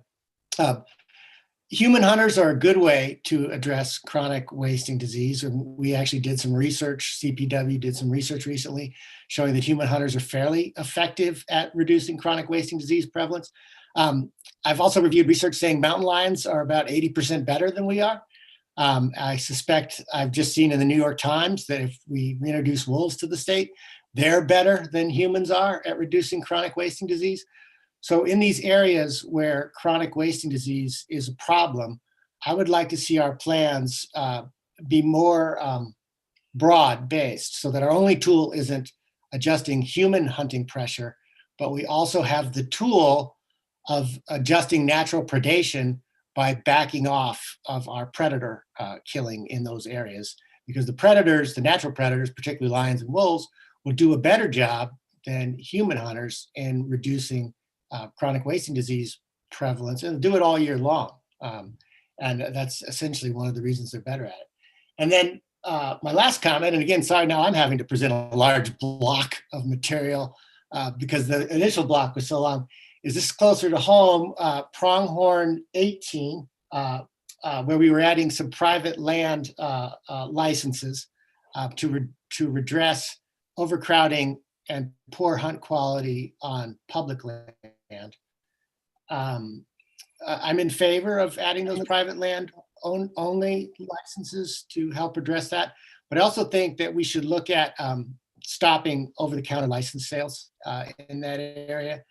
My own experience is that a lot of those over-the-counter licenses are sold to people who didn't think through their land access decisions very clearly. They didn't secure private land permission in advance, and they did it, you know, kind of much more casually than you might plan a hunt that you needed to have a drawing for. And so I think part of that low hunt quality on public land is all the over-the-counter licenses that are sold. And I think that's going to continue unless we stop selling over-the-counter licenses in that area. At least we dramatically reduce the number of over-the-counter licenses, but I believe it's unlimited if memory serves. All right, sorry for my long thing, but those are the issues I tried to get out of that block of information. So thank you for bearing with me, Krista. You want to make a response now, Krista, or we have other questions as well? It's up to you. I also see Mr. Leslie has his hand up as well. Yeah, I would say let's either let Regional Manager Leslie respond, or we can keep hearing comments, and I'm definitely taking notes as we go. Chairman Mark Leslie, Northeast Region Manager. A couple of comments about Commissioner Touchton's questions or points that he made regarding the List B, at least in the Northeast region.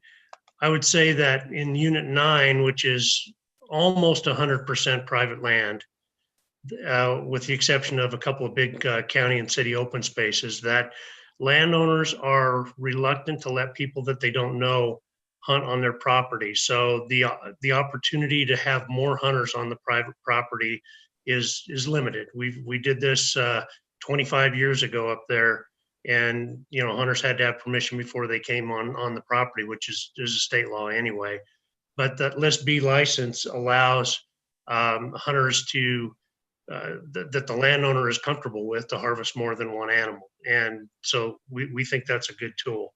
As far as CWD and the discussion about non-human hunters, especially like in the Northeast region out on the Northeast Plains, the mountain lion population is very low. We get a few through there occasionally, but we don't really have harvest of mountain lions or other large predators out there on the Eastern Plains. So we are, we're not relying on mountain lions to control CWD in that area. So we're left with using hunting as the tool. So thank you. Thank you. Mr. Dreher, did you also want to respond to that before we turn it back over to Chris or go to a further commission questioner? Yeah, thanks, Mr. Chairman. So real fast, Brian Dreher, Terrestrial Section Manager. Just to clarify one part on the pronghorn side of things, the only licenses that we do offer in PH18 that are truly over the counter are the archery licenses. I think you might be referring to the over the counter licenses that go on sale if they don't go through the primary draw. Now those licenses can be bought and purchased over the counter, but they're not truly unlimited. They are limited. It's just they sometimes will go to that leftover list, but the only truly over the counter hunting we have is the archery season. So thank you. Thank you, Brian. Commissioner Schaefer. Thank you, Mr. Chair. I just wanted to talk a little bit about the 14 hunt codes that are being proposed to be created in Northwest Colorado. It provides some comment and also give Regional Manager Romatsky or whoever else a chance to respond to some of this. Last meeting we had the White River Deer Herd Management Plan brought for us, and not to belabor that point, we saw a sort of re-envisioning of expectations in regards to herd health and herd dynamics and potential that we have, and we're seeing somewhat similar, maybe less severe problems to the north in that Bears Ears herd. It's one where it's counterintuitive to try and grow the population by harvesting more. And I think that I know CPW staff has done a fair amount of outreach in local communities, but while I understand that counterintuitive nature and where we have had those successes as illustrated through the Middle Park management, I do think that we need to communicate strongly the rationale behind it. And one of the things, I think that would be great is if we could figure out a way to explain what the targets are in regards to, we're trying to harvest these species in this particular area.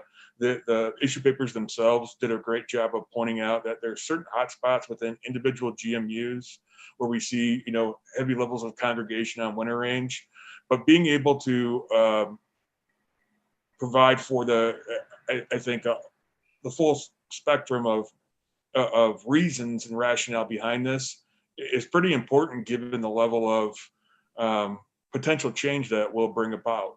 And I think it also fits in with this larger discussion of allocations. I could tell you a fourth season in Moffat County is going to be a great opportunity for mature bucks, but also, being able to cull that herd down to a more manageable size and alleviate some of the disease transmission issues. So I wanted to make sure to call that out. I think it's a bunch of great work done by staff in developing this. But I do have, concerns. It is something that doesn't necessarily make sense at the first glance. Thank you, Commissioner Schaefer. I see that Northwest Regional Manager JT Romaski has his hand up. I think you want to respond, JT? Please. Thank you, Mr. Chairman. Commissioners, nice to all see you. Wish it still wasn't virtual, but we'll take that. Commissioner Schaefer, that's very thoughtful. I appreciate the comments. It's been good talking to you about some of this too, and it is of major concern for all of us. The White River deer herd once was the largest migratory deer herd in North America. We acknowledge the fact that we've probably lost somewhere around 40% of that herd over the last 30 to 40 years. And to pinpoint one single impact or issue would be almost ludicrous at this point in time, which is why we started the West Slope mule deer strategy years back, as well as to identify some of those. The commission put their mark on that and really directed us to do some of these things. And so with respect to the White River deer herd specifically, it's one of those that we've been very cautious about how we're moving forward. The start of that was a major reduction in licenses over about 8 years from some heavy snows and droughts and other things, to the point where, we really weren't harvesting any doe deer whatsoever. We've also further reduced hunting over at least 15 years to the point where, the landowners and county commissioners and ag folks, everybody are concerned about this as well. And so a few things that have happened in the past, and I just want to hit on some of this to try and tell that story, because you're right. I think as long as we're able to communicate and articulate some of these thought processes, maybe we'll win the day. The wildlife management is an art. There's a lot of science to it, but there's a lot of finesse. And so getting some of the social backing and support and ownership and some of the philosophy that we're moving forward was the absolute #1 goal I had for staff. Area Wildlife Manager Bill DeVergy and terrestrial biologist Darby Finley have been exceptional in their outreach and communication with the local folks up in this part of the state of Colorado. And we've got incredible support currently, which is why we started to move forward with multiple public meetings to develop the herd management plan that you guys all heard that the last meeting, and now is on the consent agenda for this one to be finalized. The other thing that happened was our revisiting of mandatory CWD testing, which was an unfortunate, conclusion for us to draw on where we're at with some of these, and overall with D2 being 18.5% and D7 around 15.5%. It really starts to spur on a need to start doing something different. So that was also built into the herd management plan.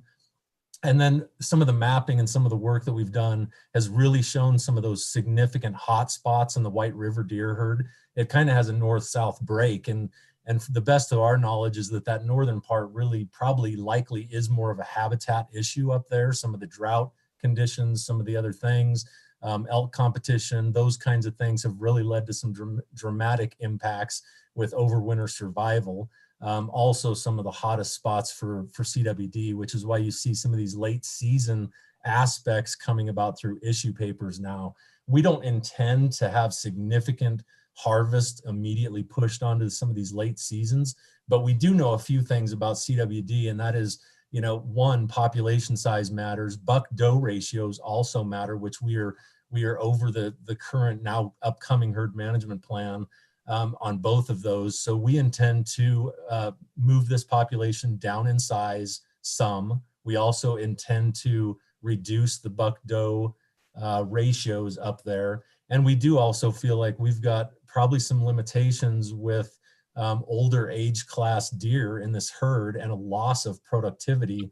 And so if we can move some of this harvest to some of the later seasons, we know that our success on mature bucks, which through the research tells us are about 2.5 times more likely to be carriers of chronic wasting disease, then that will be an opportunity for us. Some of the private land only licenses that you're seeing through these issue papers also is quite frankly there so that we can continue to make sure we have empowerment of our private land partners and also some ownership and so that they agree with some of the things. If we don't have private land wrapped into some of our philosophies, we will all fail in what we do. So that's kind of some of the background. A few other things that the West Slope mule deer strategy kind of pointed to was habitat. You and I spoke about this the other day, and I had some of our folks pull some information thanks to senior biologist Brad Banulis for helping out with this. But just in the White River, in the last 5 years, we've done 129 habitat projects, equating to about 40,000 acres. We've invested $2.5 million into those habitat projects. Also through the Habitat Stamp program, we've acquired conservation easements that equate to over 70,000 acres of now conserved land.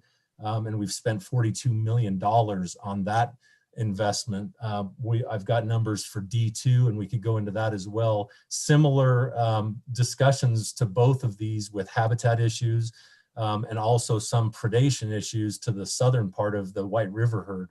And to Regional Manager Leslie's point, I'm happy to help him out and bring some mountain lions over the plains if we'd like to test that. We all know that, you know, there's some great assumptions based on the fact that, you know, mountain lions and other animals will do great service for chronic wasting disease, but we also know that it's never formally been tested. So in the meantime, we intend to try and manage to some of the standards within the chronic wasting disease framework that this commission kind of put forward for us to follow, and also try and get some harvest going. And we're gonna have to really be watching this herd and D2, the Bear's Ear herds, very carefully. D2, just really quickly, Chairman, I'm sorry, just really quickly, D2 is significant private land and also significant losses in some of the winter range and some of those really productive winter ranges, but yet we have very good productivity up there and high chronic wasting disease. So I think Commissioner Schaefer, I hope that does it some justice. Certainly me and my staff are prepared and intend to continue to try and tell this story and follow this. And, you know, all of our goals are to revamp these herds and see the trajectory move the opposite way that it has for the last decade or so. So thank you for the time. And thanks a ton, JT. And, you know, there is never too much time to talk about the Serengeti of North America, but I appreciate you providing a little perspective. Thank you, both JT and Commissioner Schaefer. Commissioner Haskett. Thank you. I almost forgot what I wanted to say now. I was on the chronic wasting disease working group also, and I just wanted to say, I think we're really lucky. We have Mike Miller, who is the leading expert on chronic wasting disease. And they came up with a plan, or we came up with a plan, and that's what's being implemented here. We tried other things, they didn't work. So I think we've got to start somewhere. And this plan did work in, I forget the DAUs, one's in Mark's area and one's in South Park. And it did reduce the chronic wasting disease. So I think we need to go forward with that. One other thing I wanted to mention was it's also been said, none of it's a proven science, so we don't know, but both sides have said it helps prevent chronic wasting disease spread, but it's also been said that it spreads it. So as with anything, you need to be careful with that. And a lot of times when you introduce a new species, to help another thing, it doesn't always work out that way. So we need to be really careful on that front also. Thank you. Thank you, Commissioner Haskett. Commissioner May. Thank you, Mr. Chair. I just wanted to take this opportunity to stress a point that hour or so that we've discussed this, there's one common thread running through the issue papers and our discussions of each topic, and that is private land. Private land is so important, and I don't think a lot of people understand when they think of state lands or trust lands or national, federal, or BLM. Colorado is dependent on private landowners. And without the cooperation of all these private landowners in these areas we've been talking about today, we wouldn't have much of a program. So I just wanted to stress that point since I had the opportunity to give a plug for the private land ownership and the stewards they are of that. That's all I had. Thank you, Commissioner May. I don't see any other hands up at this time. I'd like to make a couple comments myself. One was that, my concern was in the creation of some of these PLO tags, private land only tags, both the Northeast and the Northwest, that it was not a, I'll call it a blanket increase to the quota number. So if there are additional tags, they would be a reduction of the tags for that particular season, or at least an adjustment to it, such that we are targeting a specific harvest amount or herd reduction amount, but not using, or this vehicle would not automatically mean an increase in the quota for two specific reasons. One, in the Northeast, we dramatically increased tags last year. We said we're going to wait to see what the effect of that was. We're moving to add some whitetail season's choice tags and some PLO tags. Like to see the effect of that on a herd management before we would increase tags, depending on what objective we're trying to achieve. The same goes for the Northwest, and where those tags will be used and how many. And specifically in the Northwest, my concern is we're adding them in 4th season. And to what Commissioner Schaefer said, this is again, you've heard this from me before, it's an issue of fair chase. The mule deer are especially vulnerable, especially the bucks in 4th season. That does make it easier for us to achieve our harvest objectives, which is great, and what we're trying to do to manage CWD. But at the same time, if we're not very careful about that, we're going to have a bigger effect on that herd than we anticipated. And that's difficult to pull back from, depending on where we go or how effective we are. So keeping all that in mind, there's got to be a balance between the quota and these additional hunt codes and opportunities that we would like to provide. I think that was my only comments. So with that, I still see that we have a couple of other responses. First, Northeast Regional Manager Leslie, did you want to comment on any of the comments made today? Chairman, I appreciate that. What I wanted to say was I'm not a researcher and I'm not an expert in CWD management with predators, but I would offer this. I would offer that in Boulder County, we have as close to a controlled situation as anywhere that I know of in Colorado, where we have very little mountain lion hunting and opportunity for mountain lion hunting. And we still have a very high prevalence, pretty high prevalence of chronic wasting disease in those deer herds. I've heard it said for the last 15 years here in the Northeast region that if we backed off our mountain lion hunting, that the deer herds would respond in kind. And I would say that in Boulder County, we have that study on the ground already. And I'd just like to make that comment. Thank you, Mr. Leslie. Commissioner Touchton. Thank you, Mr. Chair. Two things. One, I wanted to second the chair's thought that we think long and hard about fourth seasons. I also think they're a bit ugly from a fair chase perspective. And so, increasing harvest is one thing, but when you're trying to increase harvest, you also make harvesting a lot easier. And I think some of those fourth seasons look pretty ugly, and you have guys just opening car doors, walking 50 feet and taking shots, which doesn't sound like hunting to me. And then on this chronic wasting disease and predators, sounds like there's a bit of controversy. We might all be reading different studies and having different studies sent to us. It's a common problem in today's world that we receive self-reinforcing information. I suggest at some point, and maybe this happened before my time, that we do look at this issue and take things like Mr. Leslie just mentioned, the Boulder example, take some of the other research that's been done, and see, if enhanced predator populations can be part of the mix of ways we go about controlling chronic wasting disease. I'm not a biologist. I know just what I've read in the New York Times and other periodicals, and I'm reading different stuff apparently than some of the other folks on this commission. I think we might want to get to the bottom of it. Thank you. Thank you, Commissioner Touchton. I think, both the comment by Northeast Regional Manager Leslie and yours is on point. We should definitely look at that. I've heard such conflicting science, and I think, again, it depends on your source and what the source supports. I remember when we were talking about the Northwest and the mountain lion management, they had reviewed some mountain lion harvest, and I believed it was 50% of the mountain lion harvest in a year was calves and fawns, which is not our CWD target population. Again, I don't know how extensive or how good that study was, but there's such conflicting information with regards to this. It could be a balance that it could be utilized, but I don't think the science has been presented to us with regards to it. That's something for us to think about. And I think I got the right guy on the screen staring at me that wants to speak about that subject or maybe something else. I'll recognize Mr. Dreher. Yeah, thanks, Mr. Chairman. I was actually looking to try and just speak about the addition of these seasons. I mean, I think it's important that we note that we have management plans in place for a reason for all of these.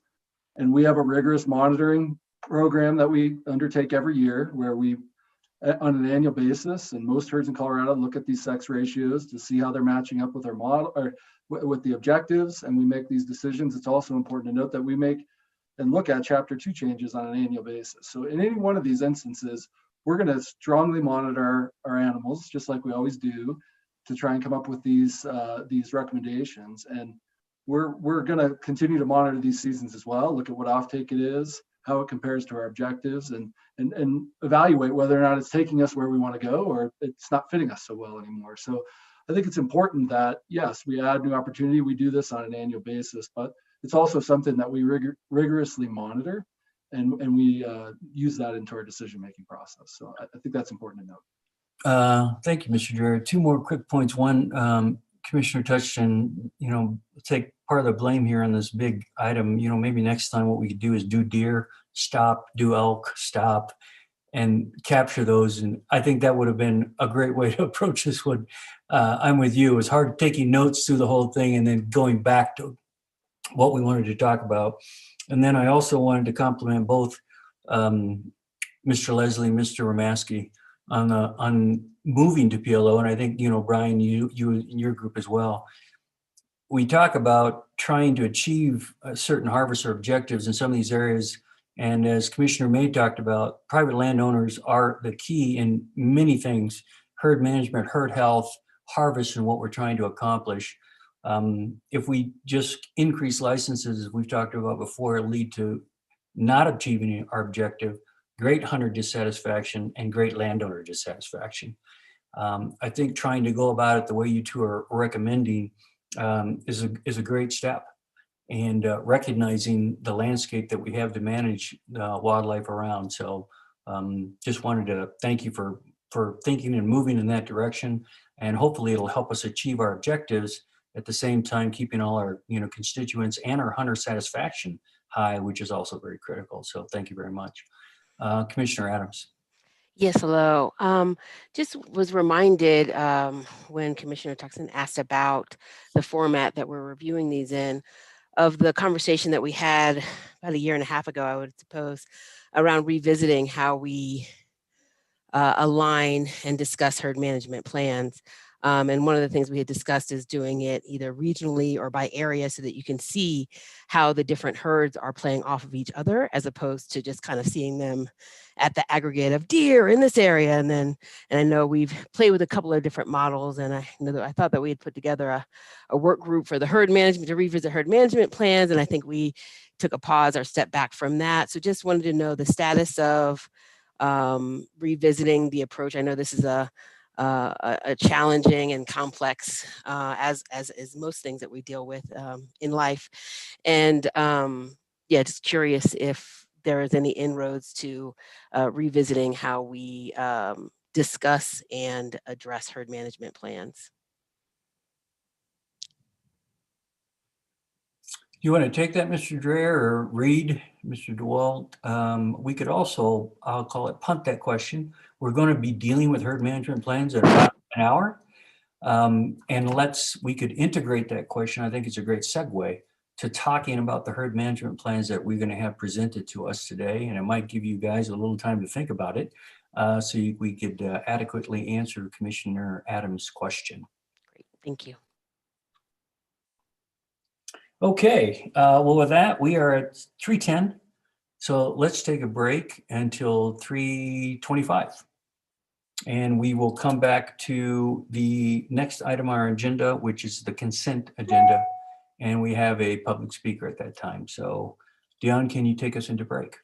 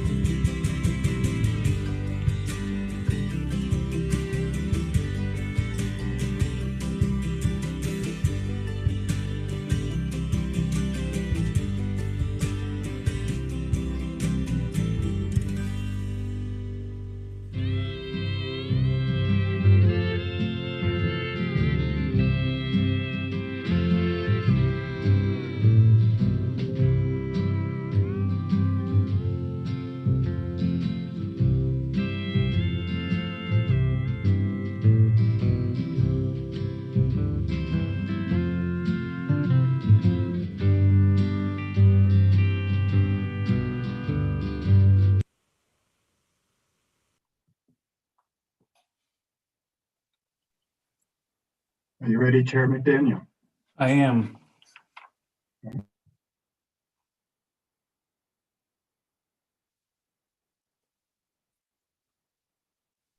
You're good to go. Thank you. Thank you. Well, let's begin our meeting after our short break. We are now on to item 21, which is our consent agenda. No modifications or corrections were given to us when we did item 3, but prior to any discussion or motions to approve the consent agenda, I believe we have a public speaker on one of the items. So Jody, is that you who's going to bring Mr. Bridgman forward? Yes, we have one speaker, Lee Bridgman. And Lee, are you on this meeting? I'm here. Okay, great. Thanks. Lee, would you like your video turned on? Yes, please. Oh, hang on. Again, I'm Jody Kennedy. I'm the Public Involvement and Planning Specialist, just supporting public comment. And Lee, you have 3 minutes to comment, and I will track your time and let you know when your 3 minutes are up. So you can go ahead. Welcome, Mr. Bridgman. Thank you. I appreciate your time.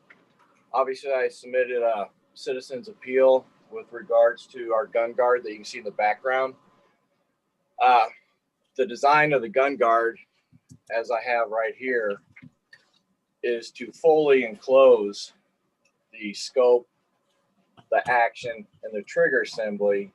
And what I use is 5 magnets underneath that close it off and basically protect the gun when it's in place. The question I had was, I would like, although I know Colorado has 100% cased, I would like our gun guard considered, just due to the fact that when it is on a rifle, you cannot load it, cycle the action, sight it, or even pull the trigger, because you can't access those parts without taking the gun guard off. In the declination, the rationale used was that on off-road vehicles, much more rapid and ready access to areas that are not reachable by motor vehicle or horse or on foot. When the commission adopted this rule, it worked to achieve a balance of hunter accessibility, making sure that hunters do not have an improper or unfair advantage over game animals. CPW believes the current regulation continues to strike an appropriate balance on the policy.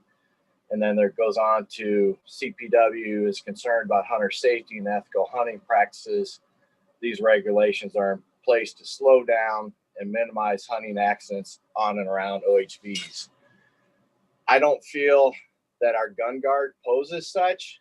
All I'm doing is protecting that weapon from the elements, whether it's rain, snow, mud, when a hunter is using it either on a bicycle, which I'm not sure where your regulations stand on a bicycle, but on a four-wheeler, you get a lot of splash. And if you had a hard-sided case, whether it's a gun boot or even a soft-sided case, excuse me, those are still subject to the elements. And you cannot take that hard-sided case, or you don't even take that soft-sided case up on a hillside with you to sit in glass. And therefore, this is what our gun guard allows you to do, is take that gun guard, leave it on your gun up on the hillside, and it'll protect your weapon from the snow and ice that you may encounter, even rain, any kind of dust and debris, which you're not going to do with a soft side or a hard case, because you're not going to carry it up on the hillside. The other thing that people have told me is that if they do take their gun out of a gun boot or even a hard side, soft side, and they go on a stalk and it's raining out, when they come back, if they had to use their ATV or whatnot, they put it back in that hard case or soft case. Well, now that whole case on the inside is now wet. And potentially I've had guys say that they've almost ruined their guns, put them in there, and if they leave them for any extended period of time, rust will build up on those weapons. I've got pictures on my website where guys have submitted to me where they've been on a UTV had to go through a real nasty area and got mud even all over their stainless steel rifles, which when it's in the action and whatnot can cause problems. I don't feel that our gun guard increases accessibility anywhere, because all it is a case to protect your firearm. And I don't feel that it increases a hunter's advantage over a game animal, because your regulation is based on the fact the gun is unloaded to start off with. They still would have to take it out of a case, which is the case here too. Mr. Bridgman, I hate to interrupt you, but you have gone past your 3 minutes. So if you could wrap it up quickly. That's fine. So I still have a couple or no? If you just want to wrap it up and okay. I'm just looking for an alternative, obviously, to get our gun guard in the market.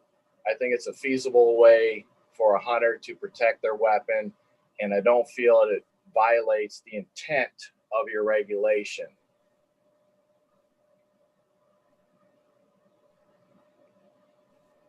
So I'm good. Thanks, Mr. Thank you, Mr. Bridgman. With that, I would entertain any discussion on any items on the consent agenda.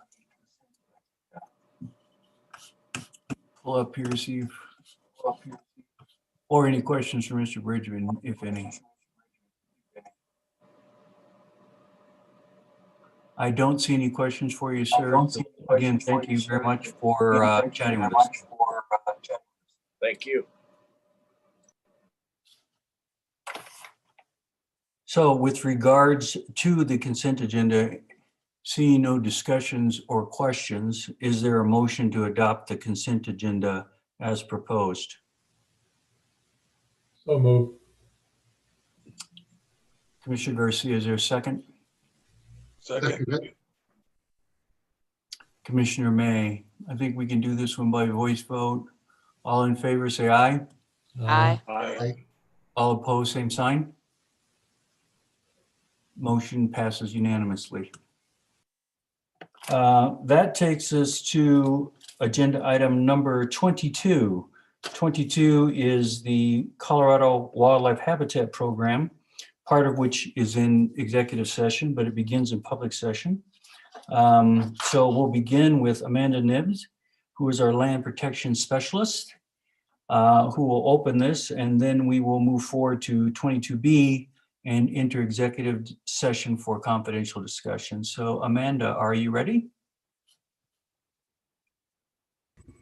I am ready. Thank you very much, Chair McDaniel and Commissioners, Director Prinsloo, for this opportunity to present to you the Director's final funding recommendations for the Colorado Wildlife Habitat Program's 2020 RFP. I'm going to start my presentation.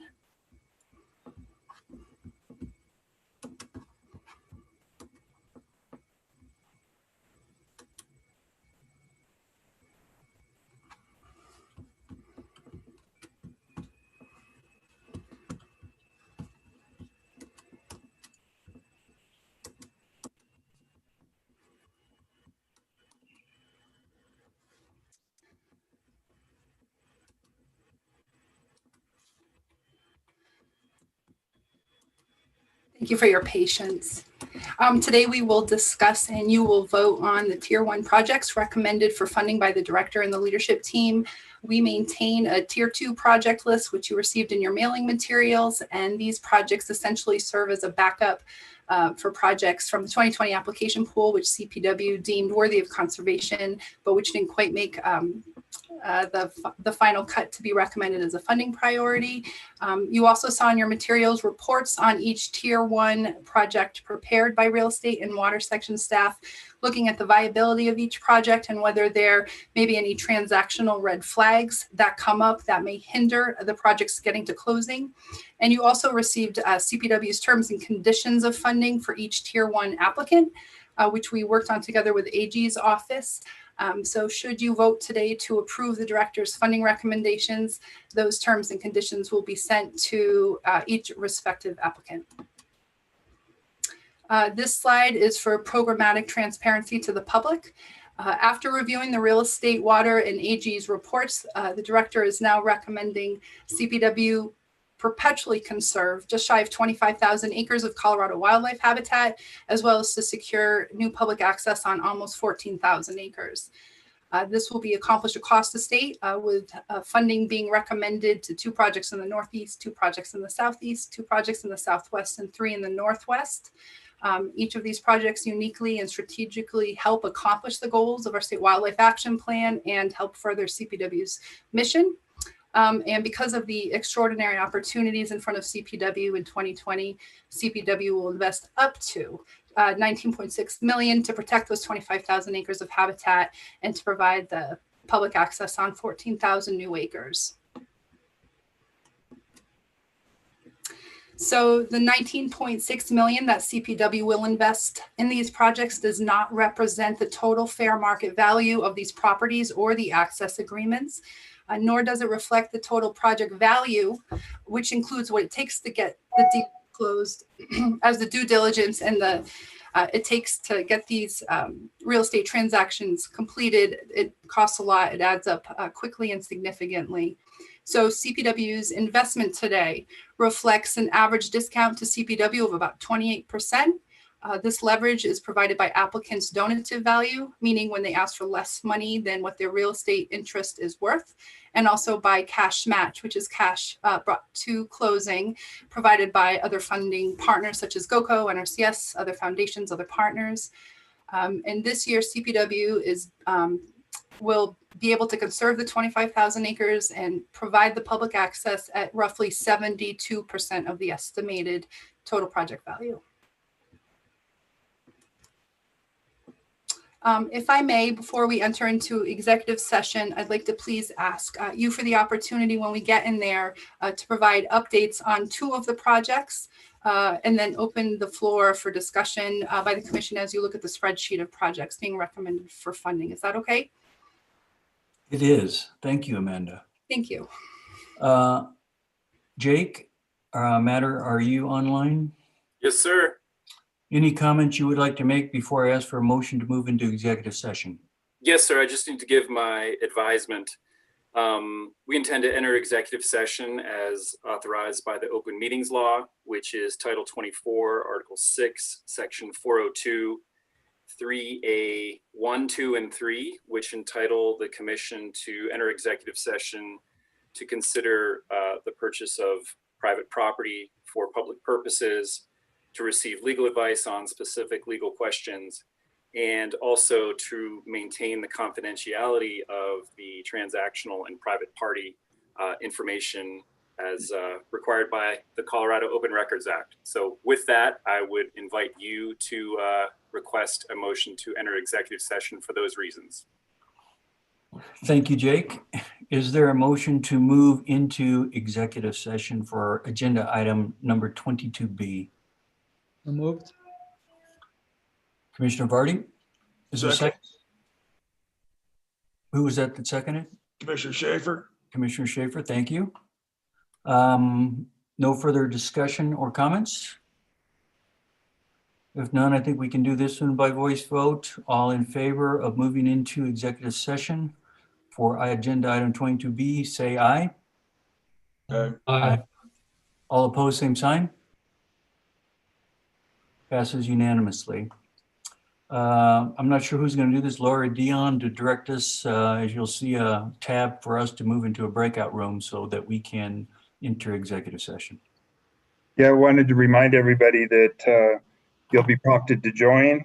And when you're inside the breakout, it will be recorded inside the session, but not outside in the current meeting.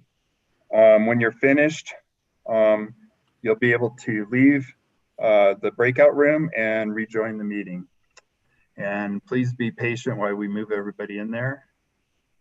And I'm going to create this right here.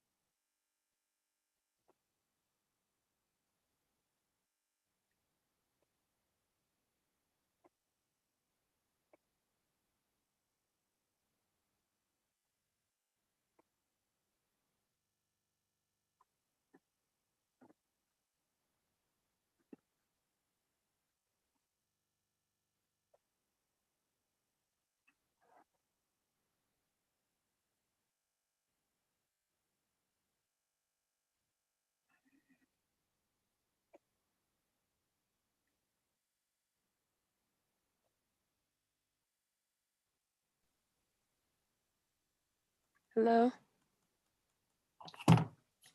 Am I supposed to be somewhere else? Yeah, got you here. Hold on one sec. Thank you. Yep, here you go.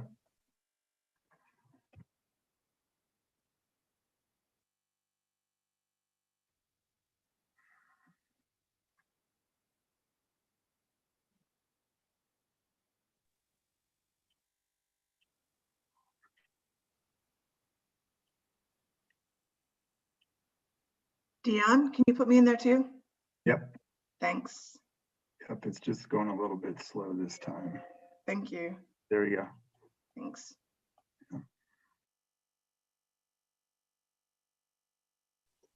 Hey, Dion, this is Reed. Can you keep me out of there, please?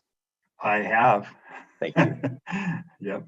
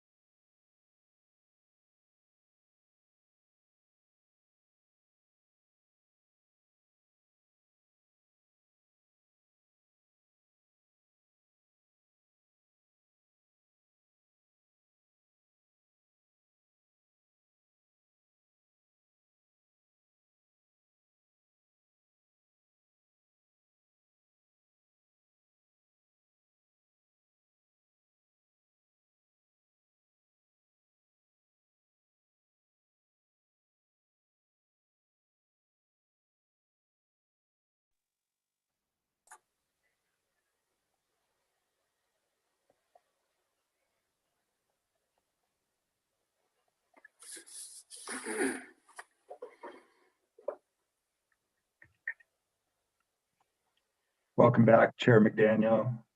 Okay by you if I start the recording here? You're muted.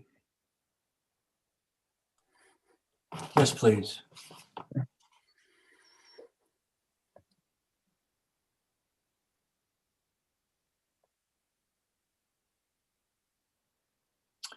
Thank you. Jake, would you like to give us a short discussion as we exit executive session? Yes, sir.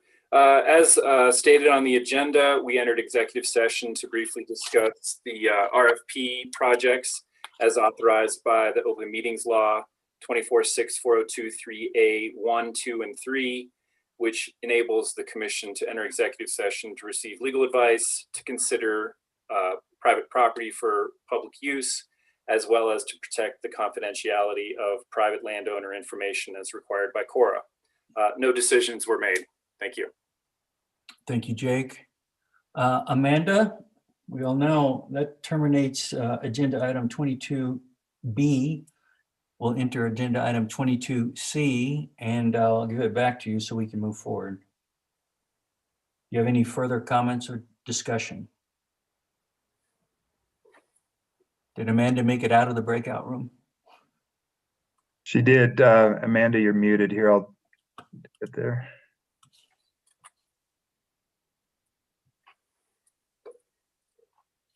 Excuse me, sorry about that. Thank you. There she is. I believe now it's that you need to, I would like to ask that you make the vote to officially approve or not approve what was spoken about in the executive session. And that gives me the direction to then approach applicants and let them know about their status, in which I will provide them the terms and conditions of funding that you reviewed, and project negotiations can begin in January. Thank you, Amanda. With that, I will ask, is there a motion to approve the director's final funding recommendations for the Colorado Wildlife Habitat Program's 2020 RFP? So moved. Commissioner Garcia, Second. second. I didn't catch who was the second. Me, second. Commissioner Haskett, thank you. Let's do a roll call vote on this one. Laura, could you execute that, please? Yes. Adams?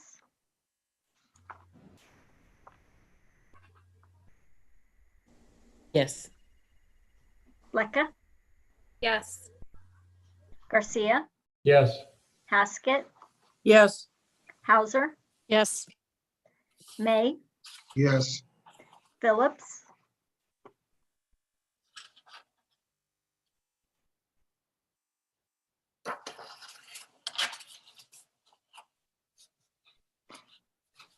We may have lost Commissioner Phillips. Schaefer? Yes. Touchton? Yes. Vardy? Yes. Chairman McDaniel? Yes. Motion carries unanimously with one With- absent. One absence, yes, thank you for correcting that. That is it for our agenda today. I see Commissioner Garcia has his hand up. Is that a residual or you have a comment or question, Commissioner Garcia? It was residual, but while I'm doing it, I'll thank you for another great meeting. Super job. You're getting so good at it. We might have to somehow convince the governor to keep you around. Well, I appreciate the compliment, but I just think it's a great job by staff. Really have these agendas done well, excellent materials, moving to the videos that are being provided. They've just made all our jobs a lot easier. So anyway, great job, everyone. Look forward to it. I'll call the meeting to recess and we'll reconvene tomorrow morning. Dion, you can cease the recording. Thank you, Mr. Chair.